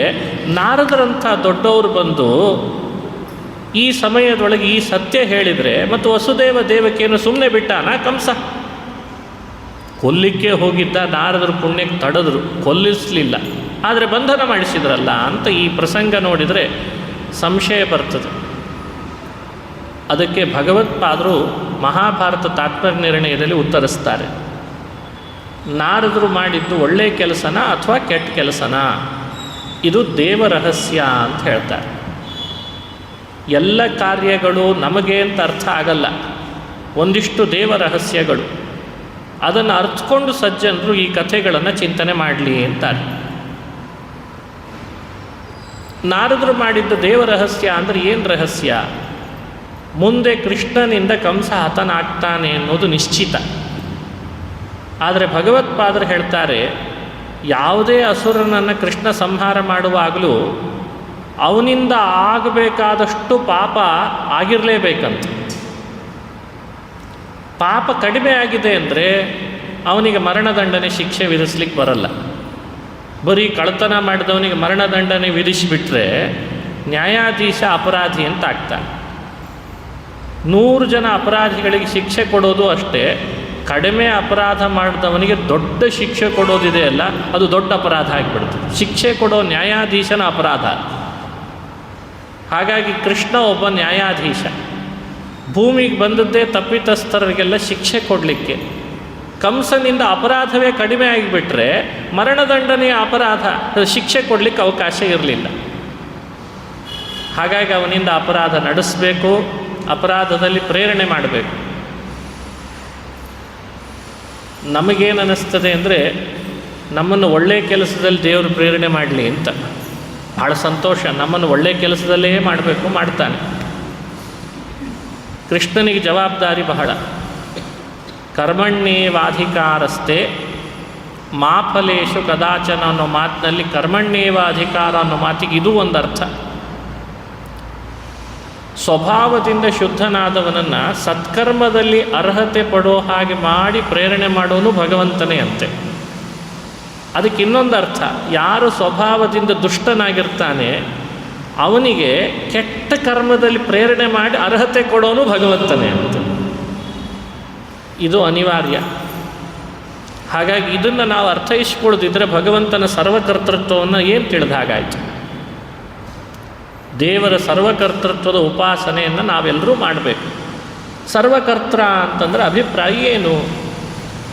ಕೆಟ್ಟವರನ್ನು ಕೆಟ್ಟ ಕರ್ಮದಲ್ಲಿ, ಒಳ್ಳೆಯವರನ್ನು ಒಳ್ಳೆಯ ಕರ್ಮದಲ್ಲಿ ಪ್ರೇರೇಪಿಸಿ ಅದಕ್ಕೆ ತಕ್ಕ ಫಲ ಕೊಡೋ ಹಾಗೆ ಭಗವಂತ ಮಾಡ್ತಾನೆ ಅನ್ನೋದು ಒಂದು ಸರ್ವಕರ್ತ ಅಂತ ಅರ್ಥ. ಈ ಕಾರಣದಿಂದ ವಾಯುದೇವರ ಶಿಷ್ಯರಾದ ನಾರದರನ್ನು ಕಂಸನ ಬಳಿ ಕಳಿಸಿ ಅವನನ್ನು ಪುನಃ ಕೆಟ್ಟ ಕೆಲಸದಲ್ಲಿ ಪ್ರೇರಣೆ ಮಾಡಿದ್ರಿಂದ ಅವನಿಗೆ ಪಾಪದ ಕೊಡ ತುಂಬೋ ಹಾಗೆ ಮಾಡಿದ್ದಾರೆ. ಈ ದೇವ ಕಾರ್ಯ ಸಾಧಕರು ನಾರದರು ಅಂತ ಚಿಂತನೆ ಮಾಡಬೇಕು. ಅವರನ್ನು ಪ್ರೇರಣೆ ಮಾಡಿದವನು ವಾಯು ಹಾಗೂ ನಾರಾಯಣ. ಇದೇ ರಹಸ್ಯವನ್ನು ಇನ್ನೂ ವಿವರಣೆ ಕೊಟ್ಟು ಹೇಳ್ತಾರೆ ಮಹಾನುಭಾವರು. ಭಗವಂತ ಎಂಥ ಅದ್ಭುತ ಅಂದರೆ,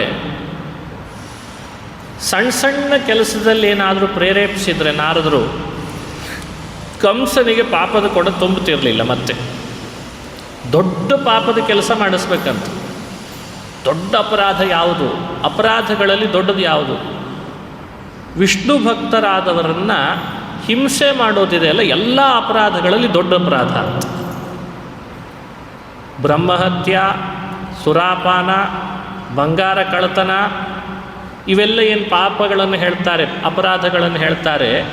ಈ ಅಪರಾಧದ ಪಟ್ಟಿಯಲ್ಲಿ ದೊಡ್ಡ ಅಪರಾಧ ಯಾವುದು ಅಂದರೆ ವಿಷ್ಣು ಭಕ್ತರನ್ನು ಹಿಂಸೆ ಮಾಡೋದು, ನಿಂದಿಸೋದು, ತುಚ್ಛೀಕರಿಸೋದು, ಅವರಿಗೆ ಏನಾದರೂ ಮಾಡಿ ಉಪವಾಸ ಬೀಳಿಸೋದು, ಇವೆಲ್ಲ ದೊಡ್ಡ ಅಪರಾಧ.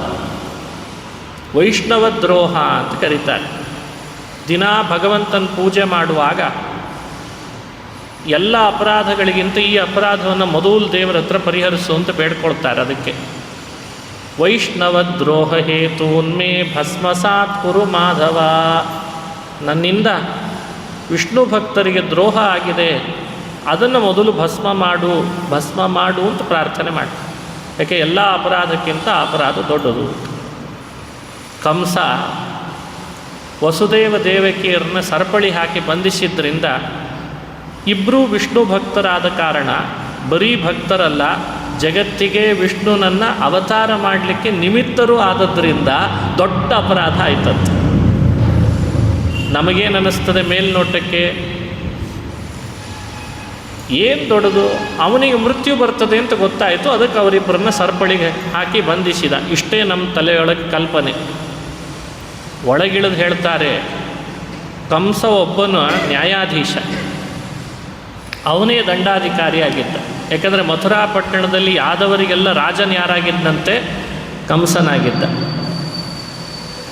ಕಂಸನೇ ರಾಜನಾದ ಮೇಲೆ ರಾಜನ ಪದವಿಯಲ್ಲಿ ಕೂತವರು ಕೂಡ ಈ ರೀತಿ ಇಬ್ಬರು ದಂಪತಿಗಳನ್ನು ಸರಪಳಿ ಹಾಕಿ ಬಂಧಿಸಿದರೆ ತನ್ನ ಸ್ವಾರ್ಥಕ್ಕೆ ಅದಕ್ಕಿಂತ ಕರಾಳ ದಿನ ಇನ್ಯಾವುದಿದೆ ಹೇಳಿ ನೋಡೋಣ. ನಮ್ಮ ದೇಶದಲ್ಲಿ ಒಂದ್ಸಲಿ ಹಾಗೆ ಬ್ಲ್ಯಾಕ್ ಡೇ ಅಂತಾಗಿತ್ತು, ನೆನಪದನ. ರಾಜಕೀಯದ ಇತಿಹಾಸವನ್ನು ತೆಗೆದು ನೋಡಿದರೆ ನಮ್ಮ ದೇಶದಲ್ಲಿಯೂ ಕೂಡ ಪತ್ರಿಕಾ ಸ್ವಾತಂತ್ರ್ಯವನ್ನು ಹರಣ ಮಾಡಿ ಯಾರ್ಯಾರು ಫ್ರೀಡಮ್ ಫೈಟರ್ಸ್ ಇದ್ದಾರೋ ಅವರನ್ನೆಲ್ಲ ಜೈಲಿಗೆ ಕಳಿಸಿ, ಯಾಕೆ ಅಧಿಕಾರದ ದುರುಪಯೋಗ. ಹಾಗೆ ಕಂಸನೂ ಕೂಡ ತನ್ನ ಅಧಿಕಾರವನ್ನು ದುರುಪಯೋಗ ಮಾಡಿಕೊಂಡು ವಸುದೇವ ದೇವಕಿಯರಂಥ ದೇವಭಕ್ತರನ್ನು ಸರಪಳಿ ಹಾಕಿ ತನ್ನ ಸ್ವಾರ್ಥಕ್ಕೆ ಬಂಧೀಖಾನೆಯಲ್ಲಿ ಹಾಕಿದ್ದಿದೆಯಲ್ಲ, ಅದು ಅವನ ಸ್ಥಾನಕ್ಕೆ ಗೌರವ ತರುವಂಥ ಕೆಲಸ ಅಲ್ಲ. ಅಪರಾಧದಲ್ಲೇ ದೊಡ್ಡ ಅಪರಾಧ ಅವನಿಂದ ನಡೀತು, ಹಾಗಾಗಿ ಪಾಪದ ಕೊಡ ಹೆಚ್ಚಾಯಿತು ಅಂತ ಅರ್ಥ. ಹೀಗೆ ಕಂಸನಿಂದ ಪಾಪ ಪ್ರೇರಣೆ ಮಾಡಿಸ್ಲಿಕ್ಕೆ, ಪಾಪದಲ್ಲಿ ಪ್ರವೃತ್ತಿ ಮಾಡಲಿಕ್ಕೋಸ್ಕರ ನಾರದರು ಕಂಸನಿಗೆ ಆ ಸತ್ಯವನ್ನು ತಿಳಿಸಿದರು ಅಂತ ವ್ಯಾಖ್ಯಾನ ಮಾಡ್ತಾ ಇದ್ದಾರೆ ಮಹಾನುಭಾವರು. ಇದರಿಂದ ನಮಗೂ ಸಂದೇಶ ಕೊಡ್ತಾರೆ, ನಾವು ಎಚ್ಚರದಿಂದ ಇರಬೇಕು. ನಾವು ಯಾವ ಕೆಲಸದೊಳಗೆ ಪ್ರೇರಣೆ ಮಾಡ್ತಾ ಇದ್ದಾರೆ, ಹೇಗೆ ಹೋಗ್ತಿದ್ದೇವೆ ಅಂತ ಬಹಳ ಎಚ್ಚರದಿಂದ ಇರಬೇಕು. ಅದಕ್ಕೆ ನಾರದರಂಥವರನ್ನು, ಮುಖ್ಯ ಪ್ರಾಣದೇವರಂಥವರನ್ನು ಯಾವಾಗಲೂ ಸ್ಮರಣೆ ಮಾಡಬೇಕು. ಸ್ವಾಮಿ, ನಮ್ಮನ್ನು ಪಾಪದ ಕೆಲಸದಲ್ಲಿ ಪ್ರೇರಣೆ ಆಗದಂತೆ ನಮ್ಮ ಅರ್ಹತೆಗನುಗುಣ ಪುಣ್ಯದ ಕೆಲಸದಲ್ಲಿ ಪ್ರೇರಣೆ ಮಾಡಿರಿ. ಎಷ್ಟು ಅದ್ಭುತವಾದ ವಿಷಯ. ಹಾಗಾಗಿ ನಾರದರಿಗೆ ಈ ರೀತಿ ಕೃಷ್ಣನ ಭೂಭಾರ ಹರಣದ ಕಾರ್ಯದೊಳಗೆ, ಕೃಷ್ಣ ಮಾಡಬೇಕು ಅಂತ ಅಂದ್ಕೊಂಡ ಭೂಭಾರ ಹರಣದ ಕಾರ್ಯದೊಳಗೆ ನಾರದರು ಬಿಲ್ಲು ಬಾಣ ಹಿಡಿದು ಯುದ್ಧ ಮಾಡಿ ಪುಣ್ಯ ಗಳಿಸಬೇಕಾಗಿಲ್ಲ. ಎಲ್ಲರೂ ಒಂದೇನಾ? ಭೂಭಾರ ಹರಣ ಮಾಡೋದರಲ್ಲಿ ಅರ್ಜುನನ ಪಾತ್ರ ಇದೆ, ಭೀಮಸೇನನ ಪಾತ್ರನೂ ಇದೆ. ಯಾಕಂದರೆ ಗದೆ ಹಿಡಿದು ಯುದ್ಧ ಮಾಡಿ ಜರಾಸಂಧಾದಿಗಳನ್ನು ಮಡದ, ಸಂಹಾರ ಮಾಡಿದ ಪಾತ್ರ ಇದೆ. ಧರ್ಮರಾಜನ ಪಾತ್ರ ಇದೆ. ನಾರದರದ್ದೇನು ಪಾತ್ರ ಅಂತ ಪ್ರಶ್ನೆ. ನಾರದರು ಯುದ್ಧ ಭೂಮಿಗೆ ಬರಲಿಲ್ಲಲ್ಲ, ಆದರೆ ಅವರಿಗೂ ಅಪೇಕ್ಷೆ ಇದೆ, ನನಗೂ ಭೂಭಾರ ಹರಣ ಕಾರ್ಯದೊಳಗೆ ಒಂದು ಸೇವಾ ಭಾಗ್ಯ ಕೊಡು ಅಂತ. ಅದಕ್ಕೆ ಭಗವಂತ, ನೀನೊಂದು ಕೆಲಸ ಮಾಡು, ಮಹತಿ ವೀಣೆನೇ ಇಟ್ಕೊಂಡಿರು, ಕೈಯಲ್ಲಿ ಚಿಟಿಕೆ ಇಟ್ಕೊಂಡು ನಾರಾಯಣ ನಾರಾಯಣ ಅಂತ ನನ್ನ ನಾಮನೇ ಹೇಳ್ತಾ ಇರು, ನಿನ್ನಿಂದಲೂ ಭೂಭಾರ ಹರಣ ಕಾರ್ಯದೊಳಗೆ ಸೇವೆ ತಗೊಳ್ಳೋ ಕೆಲಸ ನಂದು ಅಂತನ್ನಂತೆ ಭಗವಂತ. ಹೇಗೆ ಅಂದರೆ, ಪಾಪ ಪ್ರೇರಣೆಯನ್ನು ಮಾಡು, ದುಷ್ಟರನ್ನು ಪಾಪದಲ್ಲಿ ಪ್ರೇರಣೆ ಮಾಡು, ಪಾಪದ ಕೆಲಸದಲ್ಲಿ, ಅದೇ ನಿನಗೆ ಭೂಭಾರ ಹರಣ ಕಾರ್ಯದಲ್ಲಿ ಸೇವೆ ಅಂತ ಮಾಡಿಸ್ಬಿಟ್ನಂತೆ. ಇದೆಲ್ಲ ಅದ್ಭುತ. ಈ ಅದ್ಭುತವನ್ನು ತಿಳಿದು ಈ ಕಥೆಯನ್ನು ಅನುಸಂಧಾನ ಮಾಡಬೇಕು. ಆಮೇಲೆ ಕಂಸ ಕೇಶಿನ ಕಳಿಸಿದ. ಕೇಶಿ ಅಂತ ಒಬ್ಬ ಅಸುರ, ಅರಿಷ್ಟಾಸುರನ ಸಂಹಾರ ಆದ ಮೇಲೆ ಕೇಶಿ ಅಸುರ ಬಂದ. ಪ್ರತಿಯಾತೇತು ದೇವರ್ಷೌ ಕಂಸ ಆಶಾಸ್ಯ ಕೇಶಿನಂ ಪ್ರೇಷಯಾಮಾಸ ಹನ್ನೇತಾಂ ಭವತಾ ರಾಮಕೇಶೌ. ಕೇಶಿ ಅಂತ ಒಬ್ಬ ಅಸುರ, ಅವನನ್ನು ಕಳಿಸ್ತಾ ಇದ್ದಾನಂತೆ. ಕೇಶಿನಂ ಆಶಾಸ್ಯ ಪ್ರೇಷಯಾಮಾಸ, ಈ ಕೂಡಲೇ ಹೊರಡು, ಬಲರಾಮ ಕೃಷ್ಣರು ಎಲ್ಲಿದ್ದಾರೆ ಅಂತ ನೋಡಿ ಅವರನ್ನು ಕೊಂದು ಬಾ ಅಂತ ಹೇಳ್ತಾನೆ. ತಥೋ ಮುಷ್ಟಿಕ ಚಾಣೂರ ಛಲಕೋ ಸಲಕಾದಿಕಾನ್ ಅಮಾತ್ಯಾನ್ ಹಸ್ತಿಪಾಶ್ಚೈವ ಸಮಾಹೂಯಾಹ ಭೋಜರಾಟ್. ಒಂದೆಡೆ ಕೇಶಿಯನ್ನು ರಾಮಕೃಷ್ಣರನ್ನು ಕೊಲ್ಲಿಕ್ಕೆ ಅಂತ ಕಳಿಸಿದ. ಮಥುರಾಪಟ್ಟಣದಲ್ಲಿ ತಾನು ಮುಷ್ಟಿಕನನ್ನು, ಚಾಣೂರನನ್ನು, ಇನ್ನಿತರ ತನ್ನ ಭೃತ್ಯರನ್ನು, ಮಂತ್ರಿಗಳನ್ನು ಕರೆಸಿ ಒಂದು ಸಭೆ ಸೇರಿಸಿದಾನಂತೆ. ಆ ಸಭೆ ಒಳಗೆ ಕಂಸ ಮಾತನಾಡ್ತಾ ಇದ್ದಾನೆ. ಭೋ ನಿಶಮ್ಯ ತಾಂ ಏತತ್ ವೀರ ಚಾಣೂರ ಮುಷ್ಟಿಕೌ ನಂದೌರಜೆ ಕಿಲಾಸಾತೆ ಸುತಾವಾನಕದುಂದುಭೇ ರಾಮಕೃಷ್ಣೌ ಸುತೌ ಮಹ್ಯಂ ಮೃತ್ಯು ಕಾಲ ನಿದರ್ಶಿತೌ. ಚಾಣೂರ ಮುಷ್ಟಿಕರೇ, ನನ್ನ ಮಾತು ಕೇಳ್ರಿ. ನಂದಗೋಕುಲದಲ್ಲಿ ಇಬ್ಬರು ಇದ್ದಾರೆ ರಾಮಕೃಷ್ಣರು, ಅವರೇ ನನ್ನ ಮೃತ್ಯು ಅಂತ ನನಗೀಗ ತಿಳಿದಿದೆ. ಭವದ್ಭ್ಯಾಮಿಹ ಸಂಪ್ರಾಪ್ತೌ ಹನ್ನೇತಾಂ ಮಲ್ಲಲೀಲೆಯ. ಇಷ್ಟು ದಿನ ನೀವು ಮಲ್ಲರಾಗಿ ನನ್ನ ರಾಜ್ಯದೊಳಗಿದ್ರಿ, ಈಗ ನಾನು ಆ ಕೃಷ್ಣ ಬಲರಾಮರನ್ನು ಮಥುರಾಪಟ್ಟಣಕ್ಕೆ ಕರೆತರಿಸ್ತೇನೆ. ಮಲ್ಲಲೀಲೆಯ ಭವೇತಾಂ, ನೀವಿಬ್ಬರು ಸೇರಿ ಆ ಕೃಷ್ಣ ಬಲರಾಮರನ್ನು ಕೊಲ್ಲಬೇಕು ಅಂತ ಆದೇಶ ಮಾಡ್ತಾ ಇದ್ದಾನೆ. ಮಂಚಾಃ ಕ್ರಿಯಂತಾಂ ವಿವಿಧಾ ಮಲ್ಲರಂಗ ಪರಿಸೃತಾ. ಮಲ್ಲ ಯುದ್ಧ ಮಾಡಬೇಕಾದ್ರೆ ನೋಡಲಿಕ್ಕೆ ಪ್ರೇಕ್ಷಕರು ಬರ್ತಾರೆ. ಹಾಗಾಗಿ ಅಲ್ಲಲ್ಲಿ ಅವರನ್ನು ಕೂಡಿಸ್ಲಿಕ್ಕೆ ಬೇಕಾದ ಸಭಾ ಮಂಟಪ ಅಂದರೆ ಆಸನಗಳನ್ನು ಸಿದ್ಧಪಡಿಸ್ರಿ, ಮಲ್ಲರನ್ನು ಬರಮಾಡ್ಕೊಳ್ರಿ. ಪೌರಾಹ ಜಾನಪದ ಸರ್ವೇ ಪಶ್ಯಂತು ಸ್ವೈರ ಸಂಯುಗಂ. ಎಲ್ಲ ಪಟ್ಟಣಿಗರು ಸೇರಬೇಕು, ದೊಡ್ಡ ಯುದ್ಧ ನಡಿಬೇಕು.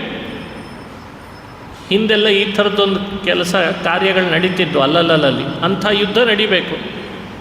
ಮಹಾಮಾತ್ರ ನಿಬೋಧೇದಂ ವಚೋ ಮಮ ಮಹಾಮತೆ. ಮಹಾಮಾತ್ರ ಅಂತ ಒಬ್ಬ ಇದ್ದ.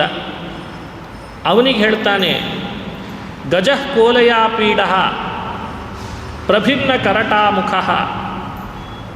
ಇಷ್ಟು ದಿನ ಇದೆಯಲ್ಲ ಗಜಶಾಲೆಯಲ್ಲಿ ಕೋಲಯಾಪೀಡ ಅಂತ ಆನೆ, ಅದನ್ನೂ ಕರೆತರಬೇಕು.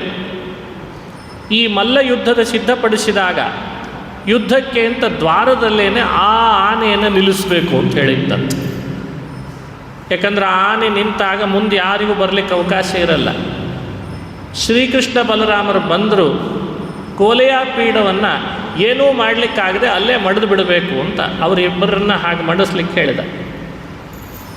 ಸಂಸ್ಥಾಪ್ಯೋ ದ್ವಾರಿ ರಂಗಸ್ಯ ಕರಾರೋಪಿತ ಮುದ್ಗರಃ ತೇನ ತೇ ತತ್ರ ಹಂತವ್ಯೌ ಸುತಾವಾನಕದುಂದುಭೇಹೆ. ಒಳಗೆ ಬಂದ ಮೇಲೆ ಕೊಲ್ಲಿಕ್ಕೆ ಅಂತ ಚಾಣೂರು ಮುಷ್ಟಿಕರು. ಇನ್ನೂ ಮಲ್ಲದ ರಂಗಪ್ರವೇಶ ಮಾಡುವ ಮುನ್ನವೇ ಬಾಗಿಲಲ್ಲೇ ಕೃಷ್ಣ ಬಲರಾಮರನ್ನ ಕೊಲ್ಲಿಕ್ಕೆ ಅಂತ ಕೋಲೆಯಾಪೀಡ ಹಾಗೂ ಮಾವುತ. ಮಹಾಮಾತ್ರ ಅಂದರೆ ಮಾವುತ ಅಂತ ಅಭಿಪ್ರಾಯ.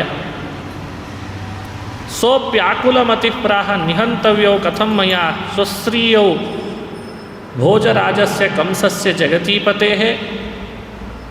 ಅಲ್ಲೇ ಇದ್ದ ಮಹಾಮಾತ್ರ ಕೇಳ್ತಾನೆ ಕಂಸನಿಗೆ, ಕೃಷ್ಣ ಅಲ್ಲ ಕಂಸ, ಕಥಂ ಮಯ ನಿಹಂತವ್ಯೋ ಸ್ವಸ್ತ್ರೀಯೋ, ನಿನ್ನ ತಂಗಿಯ ಮಕ್ಕಳನ್ನು ನಾವು ಕೊಲ್ಲೋದಾ ಅಂತ. ನಿನ್ನ ಸಂಬಂಧಿಗಳವರು, ನಾನು ಹ್ಯಾಕೆ ಕೊಲ್ಲಬೇಕು ಅಂತ ಸಹಜ ಪ್ರಶ್ನೆ. ರಾಜನಿಗೆ ಬಹಳ ಬೇಕಾದವರು ಅಂತ ಇರ್ತಾರಲ್ಲ, ಅವರನ್ನು ರಾಜ್ಯದಲ್ಲಿ ಯಾರಾದರೂ ಏನಾದರೂ ಮಾಡಿದರೆ ಅವರಿಗೆ ಶಿಕ್ಷೆ ಆಗ್ತದೋ ಇಲ್ಲ. ಕಂಸನೇ ರಾಜ, ನಿನ್ನ ತಂಗಿಯ ಮಕ್ಕಳು ಅಂತಂತ ಇದ್ದಿ, ಅವರಿಬ್ಬರನ್ನ ನಾನು ಹ್ಯಾಕೆ ಕೊಲ್ಲೋದು. ಆಗ ಕಂಸ ಹೇಳ್ದ, ಉವಾಚ ಭೂಯೋ ವಚನಂ ಸಮೇತಾನ್ ಶ್ರಾವಯನ್ ನೃಪ. ನನ್ನ ಸಂಬಂಧಿಗಳು ಅಂತ ಕೃಷ್ಣ ಬಲರಾಮರನ್ನು ಯಾರೂ ಕಾಣಬೇಡ್ರಿ. ಶೃಣುಧ್ವ ಮೇ ತದ್ವಚನಂ ಮಯೋದಿತಂ ನಿಶಮ್ಯ ಸರ್ವೇ ಹೃದಯ ಧಾರಯಂತು ತತ್. ಕೇಳ್ರಿ ನನ್ನ ಮಾತನ್ನು, ಯಾರೂ ಕೂಡ ಈ ಸಮಯದೊಳಗೆ ಕೃಷ್ಣ ಬಲರಾಮರನ್ನ ಕೊಲ್ಲೋ ವಿಷಯದಿಂದ ಹಿಂದೇಟು ಹಾಕಬೇಡ್ರಿ. ಏನಾಹತಂ ಏನಾಹಮೇತೇಶ್ವ ಸುಹೃತ್ವಮಾದಿತಃ ಚರಾಮಿ ಬಂಧುಷ್ವಪಿ ತಸ್ಯ ಕಾರಣಂ ಮಾತಾ ಮಮ ಮಹಾಭಾಗ ಕದಾಚಿತ್ ಕಮಲೇ ಕ್ಷಣ. ಶುರು ಮಾಡಿದ ತನ್ನ ಕಥೆ. ಎಂದೂ ಈ ಕೃಷ್ಣ ಬಲರಾಮರು ನನಗೆ ಸಂಬಂಧಿಗಳಾಗಲಿಕ್ಕಿಲ್ಲ, ನಾನು ಹುಟ್ಟಿದ್ದೇ ಬೇರೆಯವನಿಂದ ಅಂತಂದ್ಬಿಟ್ಟು. ಕಂಸನಿಗೂ ಗೊತ್ತಿತ್ತು ಆ ಚರಿತ್ರೆ. ಅವನೇ ಹೇಳ್ತಾನೆ ಸಭಾ ಮಧ್ಯದಲ್ಲಿ, ನನ್ನ ತಾಯಿ ಅಂದರೆ ಉಗ್ರಸೇನನ ಪತ್ನಿ, ಅವಳು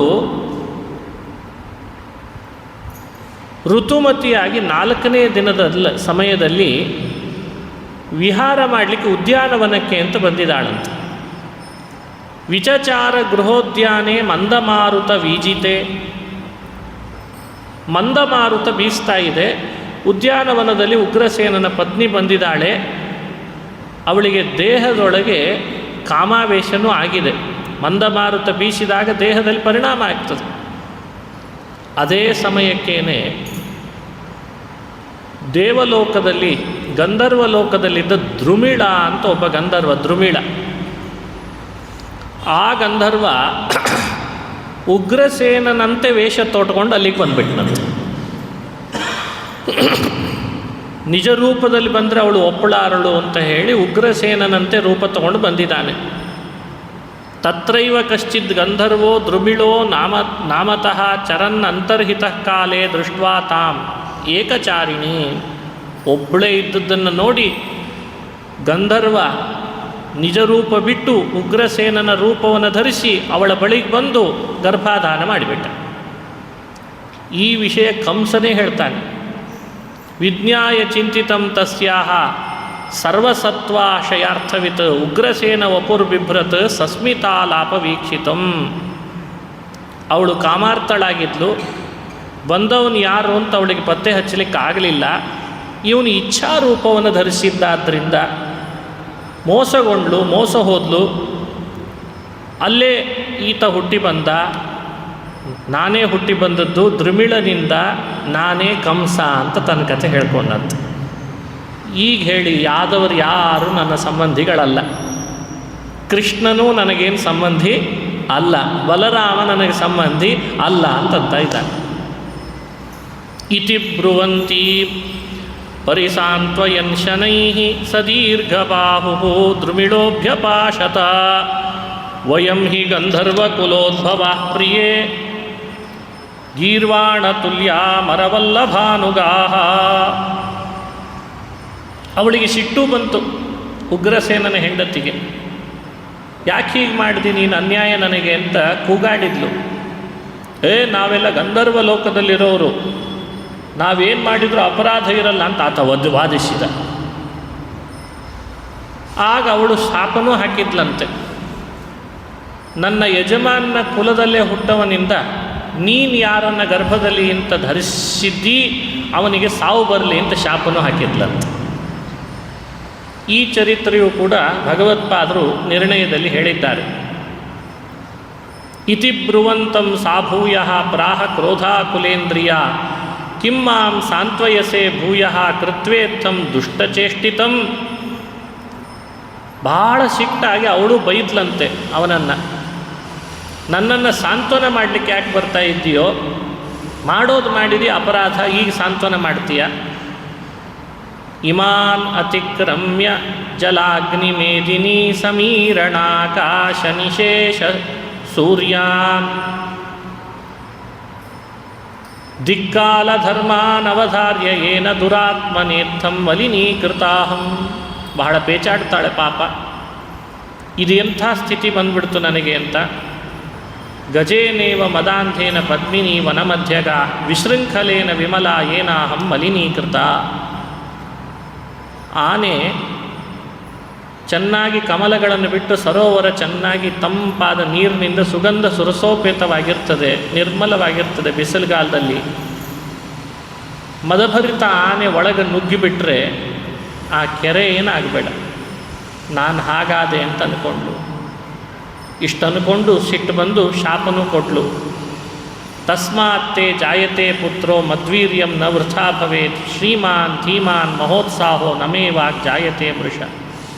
ಅವನು ಹೇಳ್ತಾನೆ, ನನ್ನಿಂದ ಹುಡ್ತಾ ಇರುವ ಮಗ ಆದ್ದರಿಂದ ಹರಿ ಬಲಶಾಲಿ ಆಗ್ತಾನೆ, ಭಾರೀ ಪ್ರಬಲನಾಗ್ತಾನೆ ಅಂತ ಅವನಂತಾನೆ. ಇವಳಿಗೆ ನೋಡಿದರೆ ಪಾಪ ಗರ್ಭಧಾರಣೆ ಆಗೋಗಿದೆ, ಸಿಟ್ಟಾಗಿದ್ದಾಳೆ, ಪೇಚಾಡ್ತಾ ಇದ್ದಾಳೆ. ಇತ್ತೇವಂ ವಾದಿನಂ ಕ್ರುದ್ಧ ಮಾತಾ ಮಮ ಯಶಸ್ವಿನಿ ಪ್ರಾಹ ಸಂತ್ಯಜ್ಯ ಸಂತಪ್ತ ಪಾತಿವ್ರತ್ಯಂ ಸುದುರ್ಲಭಂ.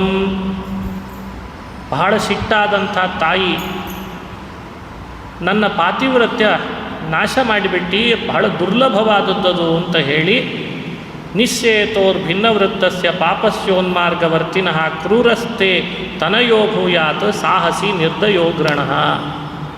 ನೀನು ಹೇಳಿದ ಹಾಗೆ ನಿನ್ನಿಂದ ಹುಡ್ತಾ ಇರೋ ಈ ಮಗು ಬಲಶಾಲಿ ಆಗ್ತಾನೆ, ಭಾರಿ ಒಳ್ಳೆಯವನು ಹುಡ್ತಾನೆ ಅಂತಲ್ಲ, ಅತ್ಯಂತ ಕ್ರೂರನಾಗ್ತಾನೆ ಅಂತ ಶಾಪ ಹಾಕಿದ್ಲು. ತಾನೇ ಗರ್ಭಧರಿಸಿ ಹುಟ್ಟುತ್ತಾ ಇರುವ ಮಗನಿಗೆ ತಾನೇ ಶಾಪ ಹಾಕ್ಕೊಳ್ತಾಳೆ.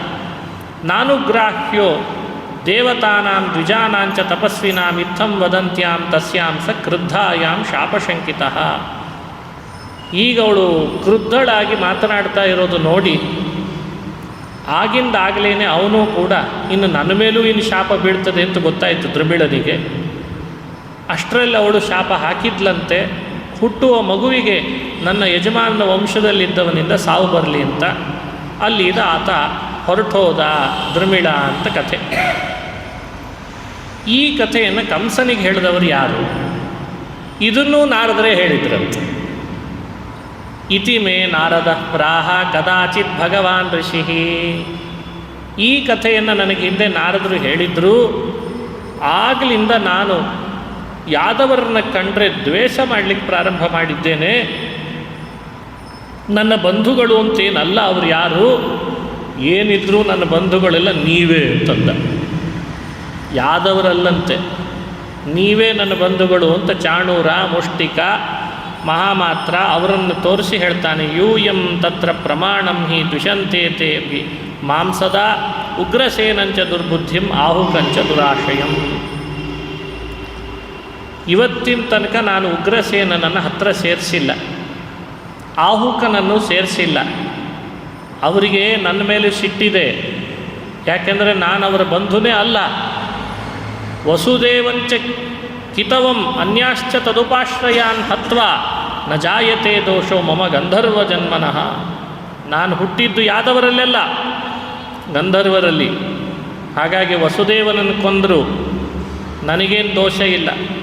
ಇನ್ನು ಉಳಿದ ವಸುದೇವನಿಗೆ ಬಂಧುಗಳಾದವರನ್ನ ಕೊಂದರೂ ನನಗೇನು ದೋಷ ಇಲ್ಲ ಅಂತ ಶುರು ಮಾಡಿದ್ದಾನೆ. ತೇನಾ ದೇಕ್ಷ್ಯಾಮಿ ಪುರುಷಂ ಹನ್ಯೇತಾಮಿತಿ ತಾವಹಂ. ಅದಕ್ಕೆ ನಿಮಗೆ ಆದೇಶ ಮಾಡ್ತಾ ಇದ್ದೇನೆ, ಯಾರೆಲ್ಲ ನನ್ನ ಭೃತ್ಯರಿದ್ದೀರಿ, ಕೃಷ್ಣರಾಮರನ್ನು ಕೊಲ್ಲುವ ಪ್ರಯತ್ನ ಮಾಡಲೇಬೇಕು.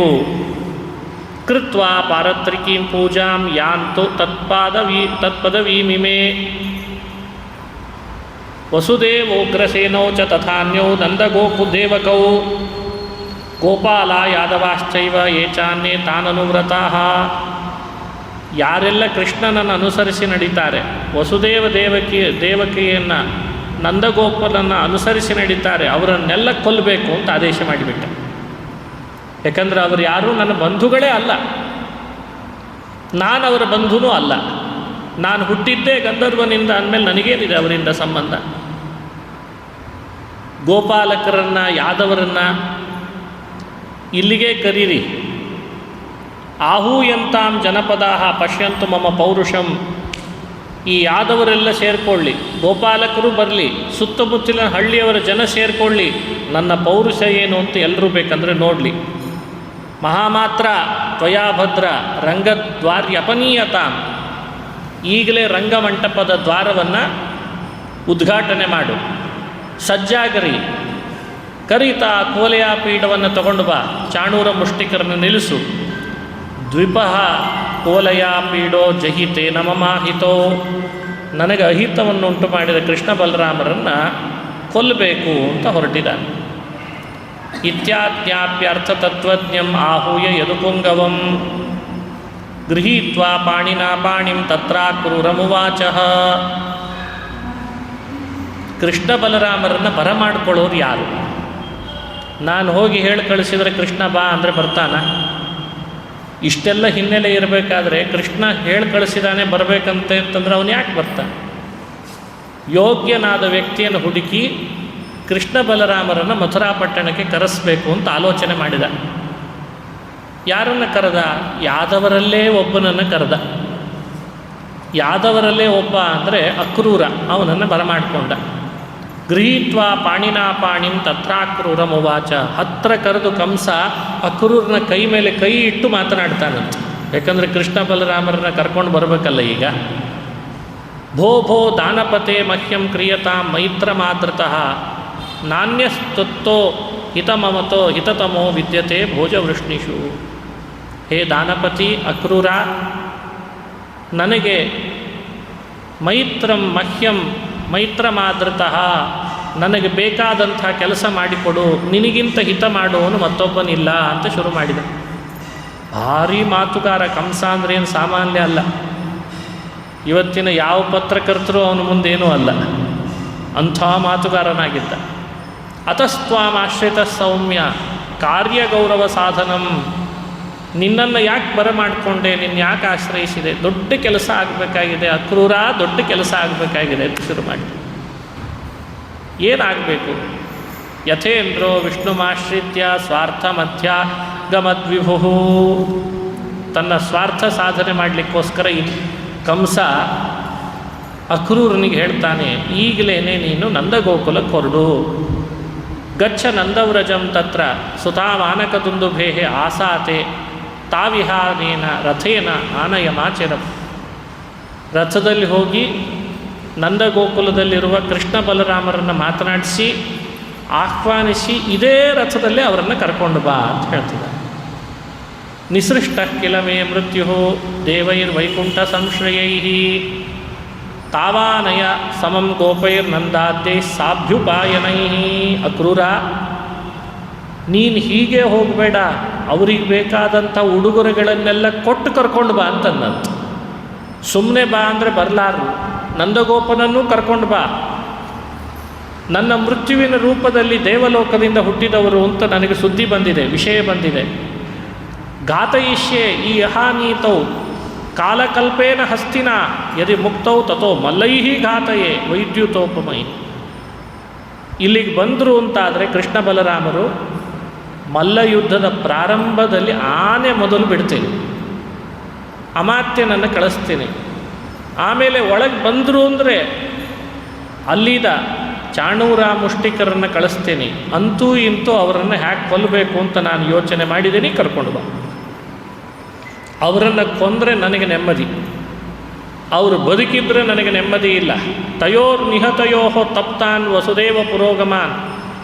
ಶ್ರೀಕೃಷ್ಣ ಬಲರಾಮರನ್ನು ಕೊಂದ ಮೇಲೆ ಸತ್ತದ್ರ ತಾಪದಿಂದ ಬೆಂದೋದಂಥ ವಸುದೇವ ದೇವಕಿಯರನ್ನು ಆಮೇಲೆ ಒಂದು ಕೈ ನೋಡ್ಕೊಳ್ತೀನಿ ಅಂತ ಮತ್ತೆ ಅವರನ್ನೂ ಕೊಲ್ತೇನೆ.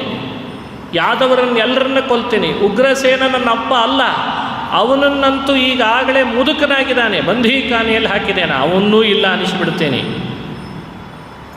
ನನಗೆ ಅಂತ ಅಡ್ಡ ಯಾರಿದ್ದಾರೆ? ಆಮೇಲೆ ಯಾರಿಲ್ಲ. ಇದೇ ನನಗೆ ನಿಷ್ಕಂಠಕವಾದ ದಾರಿ.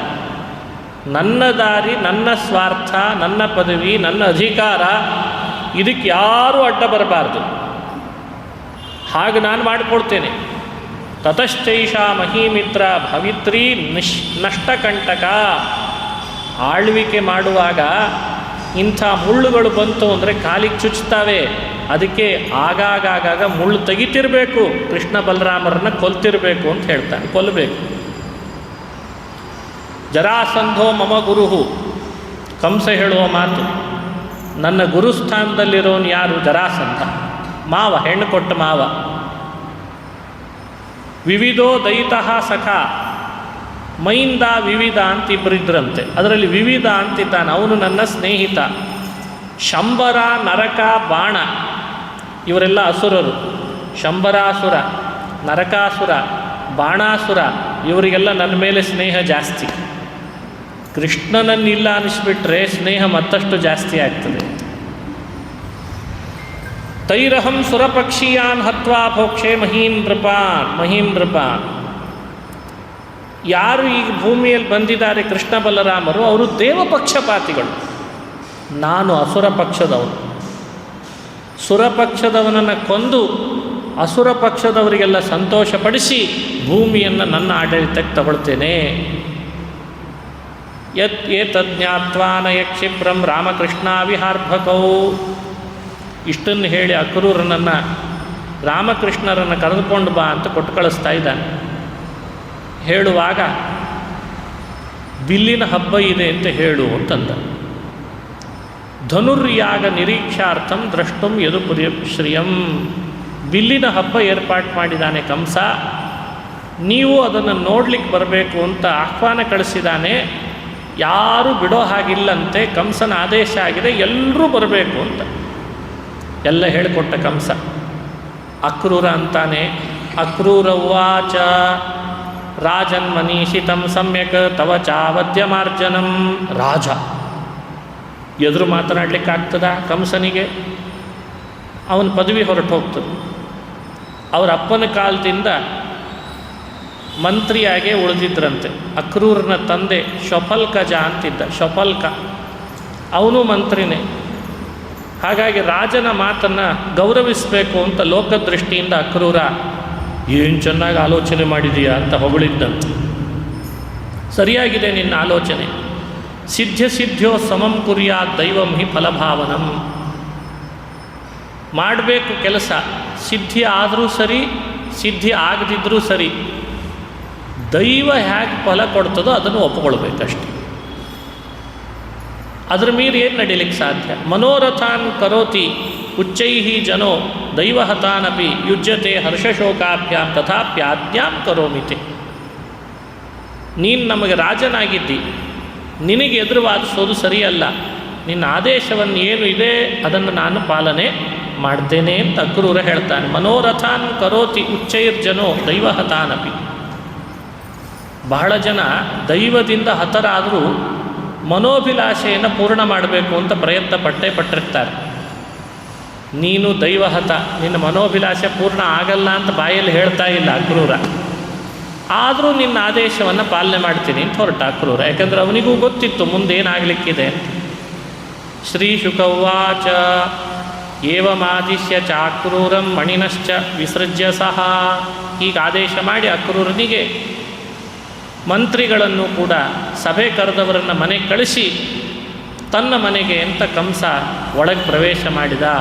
ಅಲ್ಲಿಗೆ 34ನೇ ಅಧ್ಯಾಯ ಮುಕ್ತಾಯ ಆಗ್ತದೆ. 35ನೇ ಅಧ್ಯಾಯ ಕಂಸನಿಂದ ಪ್ರೇರೇಪಿತನಾಗಿ ಕೇಶಿ ನಂದಗೋಕುಲದಲ್ಲಿದ್ದ ಕೃಷ್ಣನನ್ನು ಕೊಲ್ಲಿಕ್ಕೆ ಅಂತ ಬಂದಿದ್ದಾನೆ. ಅವನು ಹೋಗುವಾಗ ಕೇಶಿ ಕುದುರೆ ವೇಷ ತಗೊಂಡು ಹೋದ. ಒಬ್ಬನು ಎತ್ತಿನ ವೇಷ, ಇನ್ನೊಬ್ಬ ಕುದುರೆ ವೇಷ. ಹಿಂದೆ ಬಂದ ಅರಿಷ್ಟಾಸುರ ವೃಷಭ ವೇಷ ಧರಿಸಿದ್ದ. ಈಗ ಬರ್ತಾ ಇರುವಂಥ ಕೇಶಿ ಅಸುರ ಅಶ್ವದ ವೇಷ ಧರಿಸಿದ. ಕೇಶಿ ತು ಕಂಸ ಪ್ರಹಿತ ಪುರೈರ್ಮಹೀಂ ಮಹಾಹಯೋ ನಿರ್ದರಯನ್ ಮನೋಜವಃ. ಬಹಳ ವೇಗವಾಗಿ ಬಂದ, ಬಹಳ ವೇಗವಾಗಿ ಬಂದಿದೆ ಕುದುರೆ. ಸಟಾವಧೂತಾಭ್ರ ವಿಮಾನ ಸಂಕುಲಂ ಕುರ್ವನ್ನಭೋ ಹ್ರೇಷಿತ ಭೀಷಿತಾಖಿಲಃ. ಕುರ್ವನ್ನಭೋ ಹ್ರೇಷಿತ ಭೀಷಿತಾಖಿಲಃ. ತನ್ನ ಧ್ವನಿಯಿಂದ, ಕುದುರೆದು ವಿಚಿತ್ರ ಧ್ವನಿ, ಕರ್ಕಶವಾದ ಧ್ವನಿ, ಅದರಿಂದಲೇ ಎಲ್ಲರನ್ನ ಹೆದರಿಸ್ಕೊಂಡು ಬಂದ. ಕಣ್ಣ ಕೆಂಪು ಮಾಡಿಕೊಂಡು ಬಂದ, ಹಲ್ಲು ಕಟಿತಾ ಬಂದ. ಎಲ್ಲಿದ್ದಾನೆ ನೋಡೇ ಬಿಡ್ತೇನೆ ಕೃಷ್ಣನನ್ನು ಒಂದು ಕೈ ಅಂತ ಬಂದಿದ್ದಾನೆ. ಅವನು ವರ್ಣನೆ ಮಾಡ್ತಾರೆ ಅವನ ಬಗ್ಗೆ, ಅವನು ಹೇಗಿದ್ದ ಅಂತೆಲ್ಲ ಹೇಳ್ತಾರೆ. ಅವನು ಕಾಲು ಕೆದರ್ಕೊಂಡೇ ಬಂದ. ಶ್ರೀಕೃಷ್ಣನನ್ನು ನೋಡಿ ಕೃಷ್ಣನನ್ನು ಕೊಲ್ಲಬೇಕು ಅಂತಿತ್ತವನಿಗೆ. ಕೃಷ್ಣ ಏನು ಮಾಡ್ತಾನೆ? ಕುದುರೆ ವೇಷದಲ್ಲಿ ಬಂದ್ರಿ ಏನು, ಎತ್ತಿನ ವೇಷದಲ್ಲಿ ಬಂದ್ರಿ ಏನು, ವೇಷ ಬದಲಾಯಿಸ್ಕೊಂಡು ಬಂದರೆ ನೀನು ಯಾರು ಅಂತ ಪತ್ತೆ ಹಚ್ಚಲಿಕ್ಕೆ ಆಗಲ್ಲ ಅಂದ್ಕೊಂಡಿದೀಯ. ಸತಂ ನಿಶಮ್ಯಾಭಿಮುಖೋ ಮುಖೇನ ಖಂ. ಶ್ರೀಕೃಷ್ಣ ಅವನು ಯಾರು ಅಂತ ಗೊತ್ತಿತ್ತು, ಸರ್ವಜ್ಞ, ತಿಳಿದ. ಎದುರು ಬರ್ತಾ ಇರೋನನ್ನು ನೋಡಿ ಪಿಬನ್ನಿವಾಭ್ಯದ್ರವದತ್ಯಮರ್ಷಣ, ನನ್ನ ಮುಂದೆ ಬರ್ತೀಯ ಯುದ್ಧ ಮಾಡಲಿಕ್ಕೆ ಅಂತ ಅವನನ್ನು ಹಿಡಿದು ಯುದ್ಧ ಮಾಡ್ತಾನೆ. ಕಾಲಿನಿಂದ ಒದಿಲಿಕ್ಕೆ ಬಂದ. ಶ್ರೀಕೃಷ್ಣ ಕಾಲು ಹಿಡಿದ, ಎರಡೂ ಕಾಲುಗಳನ್ನು ಹಿಡಿದು ಎಳೆದು ನೆಲಕ್ಕೆ ಅಪ್ಪಳಿಸಿ ಅವನ ಮೇಲೆ ತನ್ನ ಮಂಡಿಯನ್ನು ಊರಿ ಕೇಶಿ ಅಸುರನನ್ನು ಕೊಂದು ಹಾಕಿಬಿಟ್ಟ. ತದ್ವಂಚಯಿತ್ವಾ ತಮಧೋಕ್ಷಜೋರುಷ ಪ್ರಗೃಹ್ಯ ದೌರ್ಭ್ಯಾಂ ಪರಿವಿಧ್ಯ ಪಾದಯೋ ಸಾವಜ್ಞಮುತ್ಸೃಜ್ಯ ಧನುಷ್ಯತಾಂತರೇ ಯಥೋರಗಂ ತಾರ್ಕ್ಯಸುತೋ ವ್ಯವಸ್ಥಿತಃ.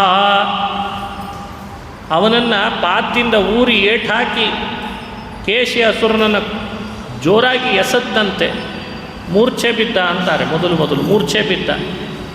ಆಮೇಲೆ ಅವನ ಮುಖ ಹೀಗೆ ಅಗಲ ಮಾಡ್ಕೊಂಡು ಬಂದರೆ ಆ ಎರಡೂ ಮುಖವನ್ನು ಹಿಡಿದು ಎಳೆದು ಕೊಂದಾಕಿಬಿಟ್ಟ.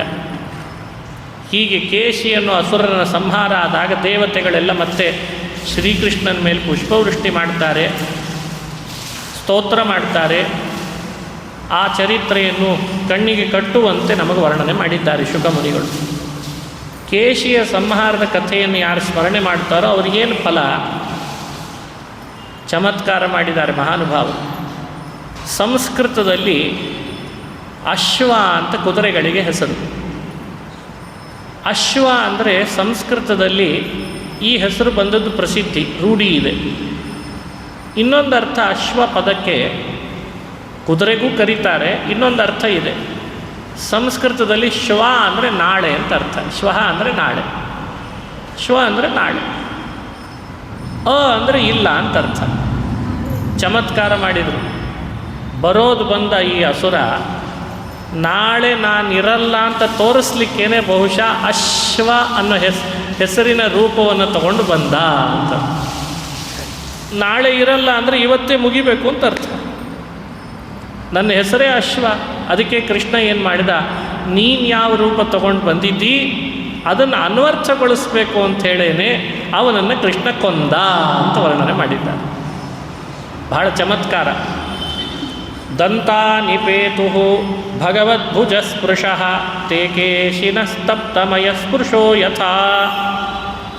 ಒಂದು ಗುದ್ದಿದ್ರೆ ಅವನ ಹಲ್ಲೆಲ್ಲ ಉದುರಿ ಕೆಳಗೆ ಬಿದ್ದಿತ್ತಂತೆ, ಕುದುರೆ ಹಲ್ಲುಗಳು ಕೆಳಗೆ ಬಿದ್ದಿದ್ದಾವೆ. ಬಾಹುಶ್ಚ ತದ್ದೇಹಗತೋ ಮಹಾತ್ಮನೋ ಯಥಾಮಯ ಸಂವೃಧೆ ಉಪೇಕ್ಷಿತಃ. ಬಾಹುಶ್ಚ ತದ್ದೇಹಗತಃ ಮಹಾತ್ಮನ, ಅವನ ಬಾಹುಗಳನ್ನು ಅಂತೂ ಇಂತೂ ಕೃಷ್ಣ ಕೇಶಿಯ ಅಸುರನನ್ನು ಎಲ್ಲ ರೀತಿಯಿಂದಲೂ ಹೊಡೆದು ಹಲ್ಲು ಉದುರಿಸಿ ಟೊಂಕ ಮುರಿದು ಕೆಳಗೆ ಕೆಡವಿ ಕೊಂದು ಹಾಕಿಬಿಟ್ಟ. ಹೀಗೆ ಕೃಷ್ಣ ಕಂಸಾಸುರ ಕಳಿಸಿಕೊಟ್ಟಂಥ ಕೇಶಿ ಅನ್ನೋ ಅಸುರನ ಸಂಹಾರ ಮಾಡಿದ ಚರಿತ್ರೆಯನ್ನು ಶ್ರವಣ ಮಾಡಬೇಕು. ದೇವರ್ಷಿ ರೂಪಸಂಗಮ್ಯ ಭಗವತ್ಪ್ರವರೋ ನೃಪ ಕೃಷ್ಣಮಕ್ಲಿಷ್ಟಕರ್ಮಾಣಂ ರಹಸೀದಮಭಾಷತ. ಕೇಶಿಯ ಸಂಹಾರ ಆದಮೇಲೆ ಅವತ್ತಿನ ದಿನವೇ ಮತ್ತೆ ನಾರದರು ಬಂದಿದ್ದಾರಂತೆ ಕೃಷ್ಣನ ಬಳಿಗೆ. ಇಷ್ಟು ದಿವಸ ಎಲ್ಲ ಕಂಸನ ಹತ್ರ ಹೋಗ್ತಾ ಇದ್ರಲ್ಲ ನಾರದರು, ಈಗ ಕಂಸಂದು ಮುಗೀತೀಗ, ಕೃಷ್ಣನ ಹತ್ರ ಬರೋಣ ಅಂತ ಬಂದು ರಹಸ್ಯದಲ್ಲಿ ನಾರದರು ಕೆಲವು ಮಾತುಗಳನ್ನು ಹೇಳಿದರು. ನಾರದರು ಏನು ಹೇಳ್ತಾರೆ? ಕೃಷ್ಣ ಕೃಷ್ಣ ಪ್ರಮೇಯಾತ್ಮನ್ ಯೋಗೇಶ ಜಗದೀಶ್ವರ ವಾಸುದೇವಾಖಿಲಾವಾಸ ಸಾತ್ವತಾಂ ಪ್ರವರ ಪ್ರಭೋ. ಹೇ ಕೃಷ್ಣ ಕೃಷ್ಣ, ಅಪ್ರಮೇಯಾತ್ಮನ್ ಯೋಗೇಶ ಜಗದೀಶ್ವರ ವಾಸುದೇವ ಅಖಿಲ ನಿವಾಸ ಸಾತ್ವತಾಂಬರ ಪ್ರವರ ಭೋ. ಹೀಗೆಲ್ಲ ನಾರದರು ಕೃಷ್ಣನನ್ನು ಸ್ತೋತ್ರ ಮಾಡ್ತಾ ಇದ್ದಾರೆ. ತ್ವಮಾತ್ಮ ಸರ್ವಭೂತಾನಾಂ ಏಕೋ ಜ್ಯೋತಿರಿವೈಧಸಾಂ ಗೂಢೋ ಗುಹಾಶಯ ಸಾಕ್ಷಿ ಮಹಾಪುರುಷ ಈಶ್ವರ.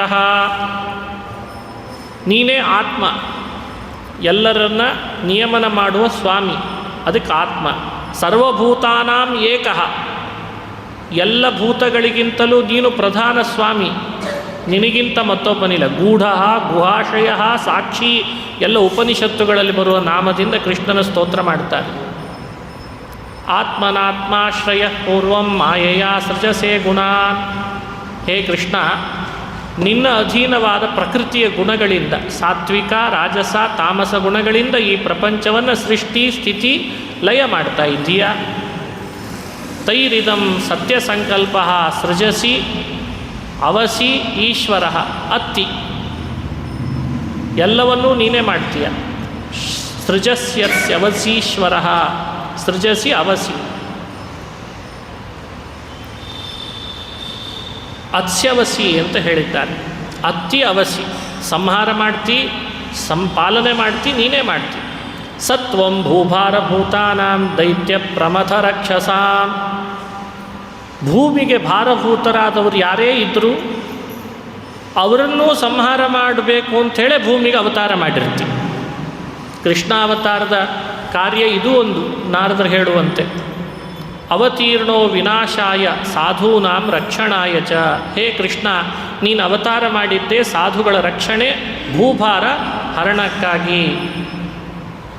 ದಿಷ್ಟ್ಯಾತೆ ನಿಹಿತೋ ದೈತ್ಯೋ ಲೀಲೆಯ ಅಯಂ ಹಯಾಕೃತಿ. ಎಷ್ಟು ಅನಾಯಾಸವಾಗಿ ಕೇಶಿ ಅಸುರನನ್ನು ಸಂಹಾರ ಮಾಡಿಬಿಟ್ಟು ಇಲ್ಲ ಅಂತ ಅನಿಸಿದಿ. ಅದೇ ರೀತಿ ಮುಂದೂ ಕೂಡ ನಾರದರು ಹೇಳುವ ಮಾತು, ಮುಂದೂ ಕೂಡ ಚಾಣೂರ ಮುಷ್ಟಿಕ ಮಲ್ಲರನ್ನು ಇಷ್ಟೇ ಅನಾಯಾಸವಾಗಿ ಕಂಸನನ್ನು ನೀನೇ ಸಂಹಾರ ಮಾಡಬೇಕು ಅಂತ ಪ್ರಾರ್ಥನೆ ಮಾಡ್ತಾ ಇದ್ದಾರೆ. ಇದೇ ರಹಸ್ಯದಲ್ಲಿ ಹೇಳಿದ ಮಾತು. ಚಾಣೂರಂ ಮುಷ್ಟಿಕಂಚೈವ ಮಲ್ಲಾನ್ ಅನ್ಯಾಶ್ಚ ಹಸ್ತಿಪಾನ್ ಕಂಸಂಚ ನಿಹತಂ ದ್ರಕ್ಷೆ ಪರಶ್ವೋ ಅಹನಿ ತೇ ವಿಭೋ. ನಾಳೆ ನಾಡಿದ್ದು, ಪರಶ್ವಃ ಅಂದರೆ ನಾಡಿದ್ದು, ಶ್ವಃ ಅಂದರೆ ನಾಳೆ. ನಾಡಿದ್ದು ಅಂದರೆ ಕಂಸ ಸಂಹಾರ ಮಾಡಿ ಒಂದು ದಿನದ ನಂತರ ಕೇಶಿಯ ಸಂಹಾರ ಆದಮೇಲೆ ಪರಶ್ವಃ ನಾನು ನೋಡಬೇಕು ಅಂತ ಅಪೇಕ್ಷೆ ಪಡ್ತೇನೆ ಅಂತ ನಾರದರು ಹೇಳಿದ್ರಂತ. ತಸ್ಯಾನು ಶಂಕಯವನ ಮುರಾಣಾಂ ನರಕಸ್ಯ ಚ. ಬರೀ ಕಂಸ ಸಂಹಾರ ಆದರೆ ಸಾಲದು, ಶಂಕ ಯವನ ಮುರ ನರಕ ಇವರನ್ನು ಕೊಲ್ಲಬೇಕು ಅಂತಂದಿದ್ದಾರೆ. ಅಂದರೆ ಮುಂದೆ ಯಾರ್ಯಾರನ್ನು ಕೃಷ್ಣ ಸಂಹಾರ ಮಾಡಲಿಕ್ಕಿದ್ದಾನೋ ಅದನ್ನೆಲ್ಲ ಮೊದಲೇ ನಾರದರು ಕೃಷ್ಣನ ಮುಂದೆ ಸ್ತೋತ್ರದ ರೂಪದಲ್ಲಿ ಬೇಡ್ಕೊಂಡ್ರಂತೆ. ಇವನನ್ನು ಕೊಲ್ಲಬೇಕು, ಅವನನ್ನು ಕೊಲ್ಲಬೇಕು, ಅಲ್ಲಿದ್ದಾನೆ ಅವನನ್ನು ಸಂಹಾರ ಮಾಡಬೇಕು. ಪಾರಿಜಾತದ ಅಪಹರಣ ಆಗಬೇಕು ಕೃಷ್ಣ, ಅಂತ ಮೊದಲೇ ಹೇಳಿದ್ದಾರೆ ಭವಿಷ್ಯವನ್ನು. ಪಾರಿಜಾತಸ್ಯ ಹರಣಂ ಇಂದ್ರಸ್ಯ ಚ ಪರಾಜಯಂ. ಪಾರಿಜಾತ ಅಪಹರಣ ಮಾಡಿದ ಮೇಲೆ ಇಂದ್ರ ನಿನ್ನ ಜೊತೆಗೆ ಯುದ್ಧ ಮಾಡಲಿಕ್ಕೆ ಬರ್ತಾನೆ ಕೃಷ್ಣ, ಅವನನ್ನು ಸೋಲಿಸಬೇಕು ಅಂತ ಕೇಳ್ಕೊಂಡಿದ್ದಾರೆ, ಮೊದಲೇ ಕೇಳಿಕೊಂಡ್ರು. ಎಷ್ಟು ಜನ ವೀರ ಕನ್ಯೆಯರಿದ್ದಾರೆ ಸ್ವಾಮಿ, ಹಿಂದಿನ ಜನ್ಮದಲ್ಲಿ ತಪಸ್ಸು ಮಾಡಿ ನೀನೇ ಅವರಿಗೆಲ್ಲ ವರನಾಗಬೇಕು ಅಂತಿದೆ. 16,100 ಜನ ಮತ್ತೆ 8, ಅದರಲ್ಲಿ 2 ಕೃಷ್ಣ ಲಕ್ಷ್ಮಿಯರನ್ನು ಅವತಾರ ಮಾಡಿದ್ದಾರೆ, ಅವರಿಬ್ಬರು. ಮತ್ತೆ 6, 16,100, 2, 6 ಒಟ್ಟು ಸೇರಿಸಿದರೆ 8. ಇಷ್ಟೂ ಜನರನ್ನು ಕಲ್ಯಾಣ ಮಾಡಿಕೊಳ್ಬೇಕು. ಉದ್ವಾಹಂ ವೀರ ಕನ್ಯಾನಾಂ. ವಿವಾಹ ಮಾಡ್ಕೊಳ್ಬೇಕಾದ್ರೆ ನೀನು ಕ್ಷತ್ರಿಯ, ಅವರು ಕನ್ಯಾದಾನ ಮಾಡಿದ್ರು ಅಂತ ಮಾಡ್ಕೊಳ್ಳೋದಲ್ಲ, ನೀನೇ ಶುಲ್ಕ ಕೊಟ್ಟು ದಾನ ಮಾಡಿಕೊಳ್ಬೇಕು. ಅದು ವೀರ್ಯ ಶುಲ್ಕ ಕೊಟ್ಟು, ಪರಾಕ್ರಮ ಶುಲ್ಕ. ವೀರ್ಯ ಶುಲ್ಕಾದಿ ಲಕ್ಷಣಂ ಮೃಗಸ್ಯ ಮೋಕ್ಷಣಂ.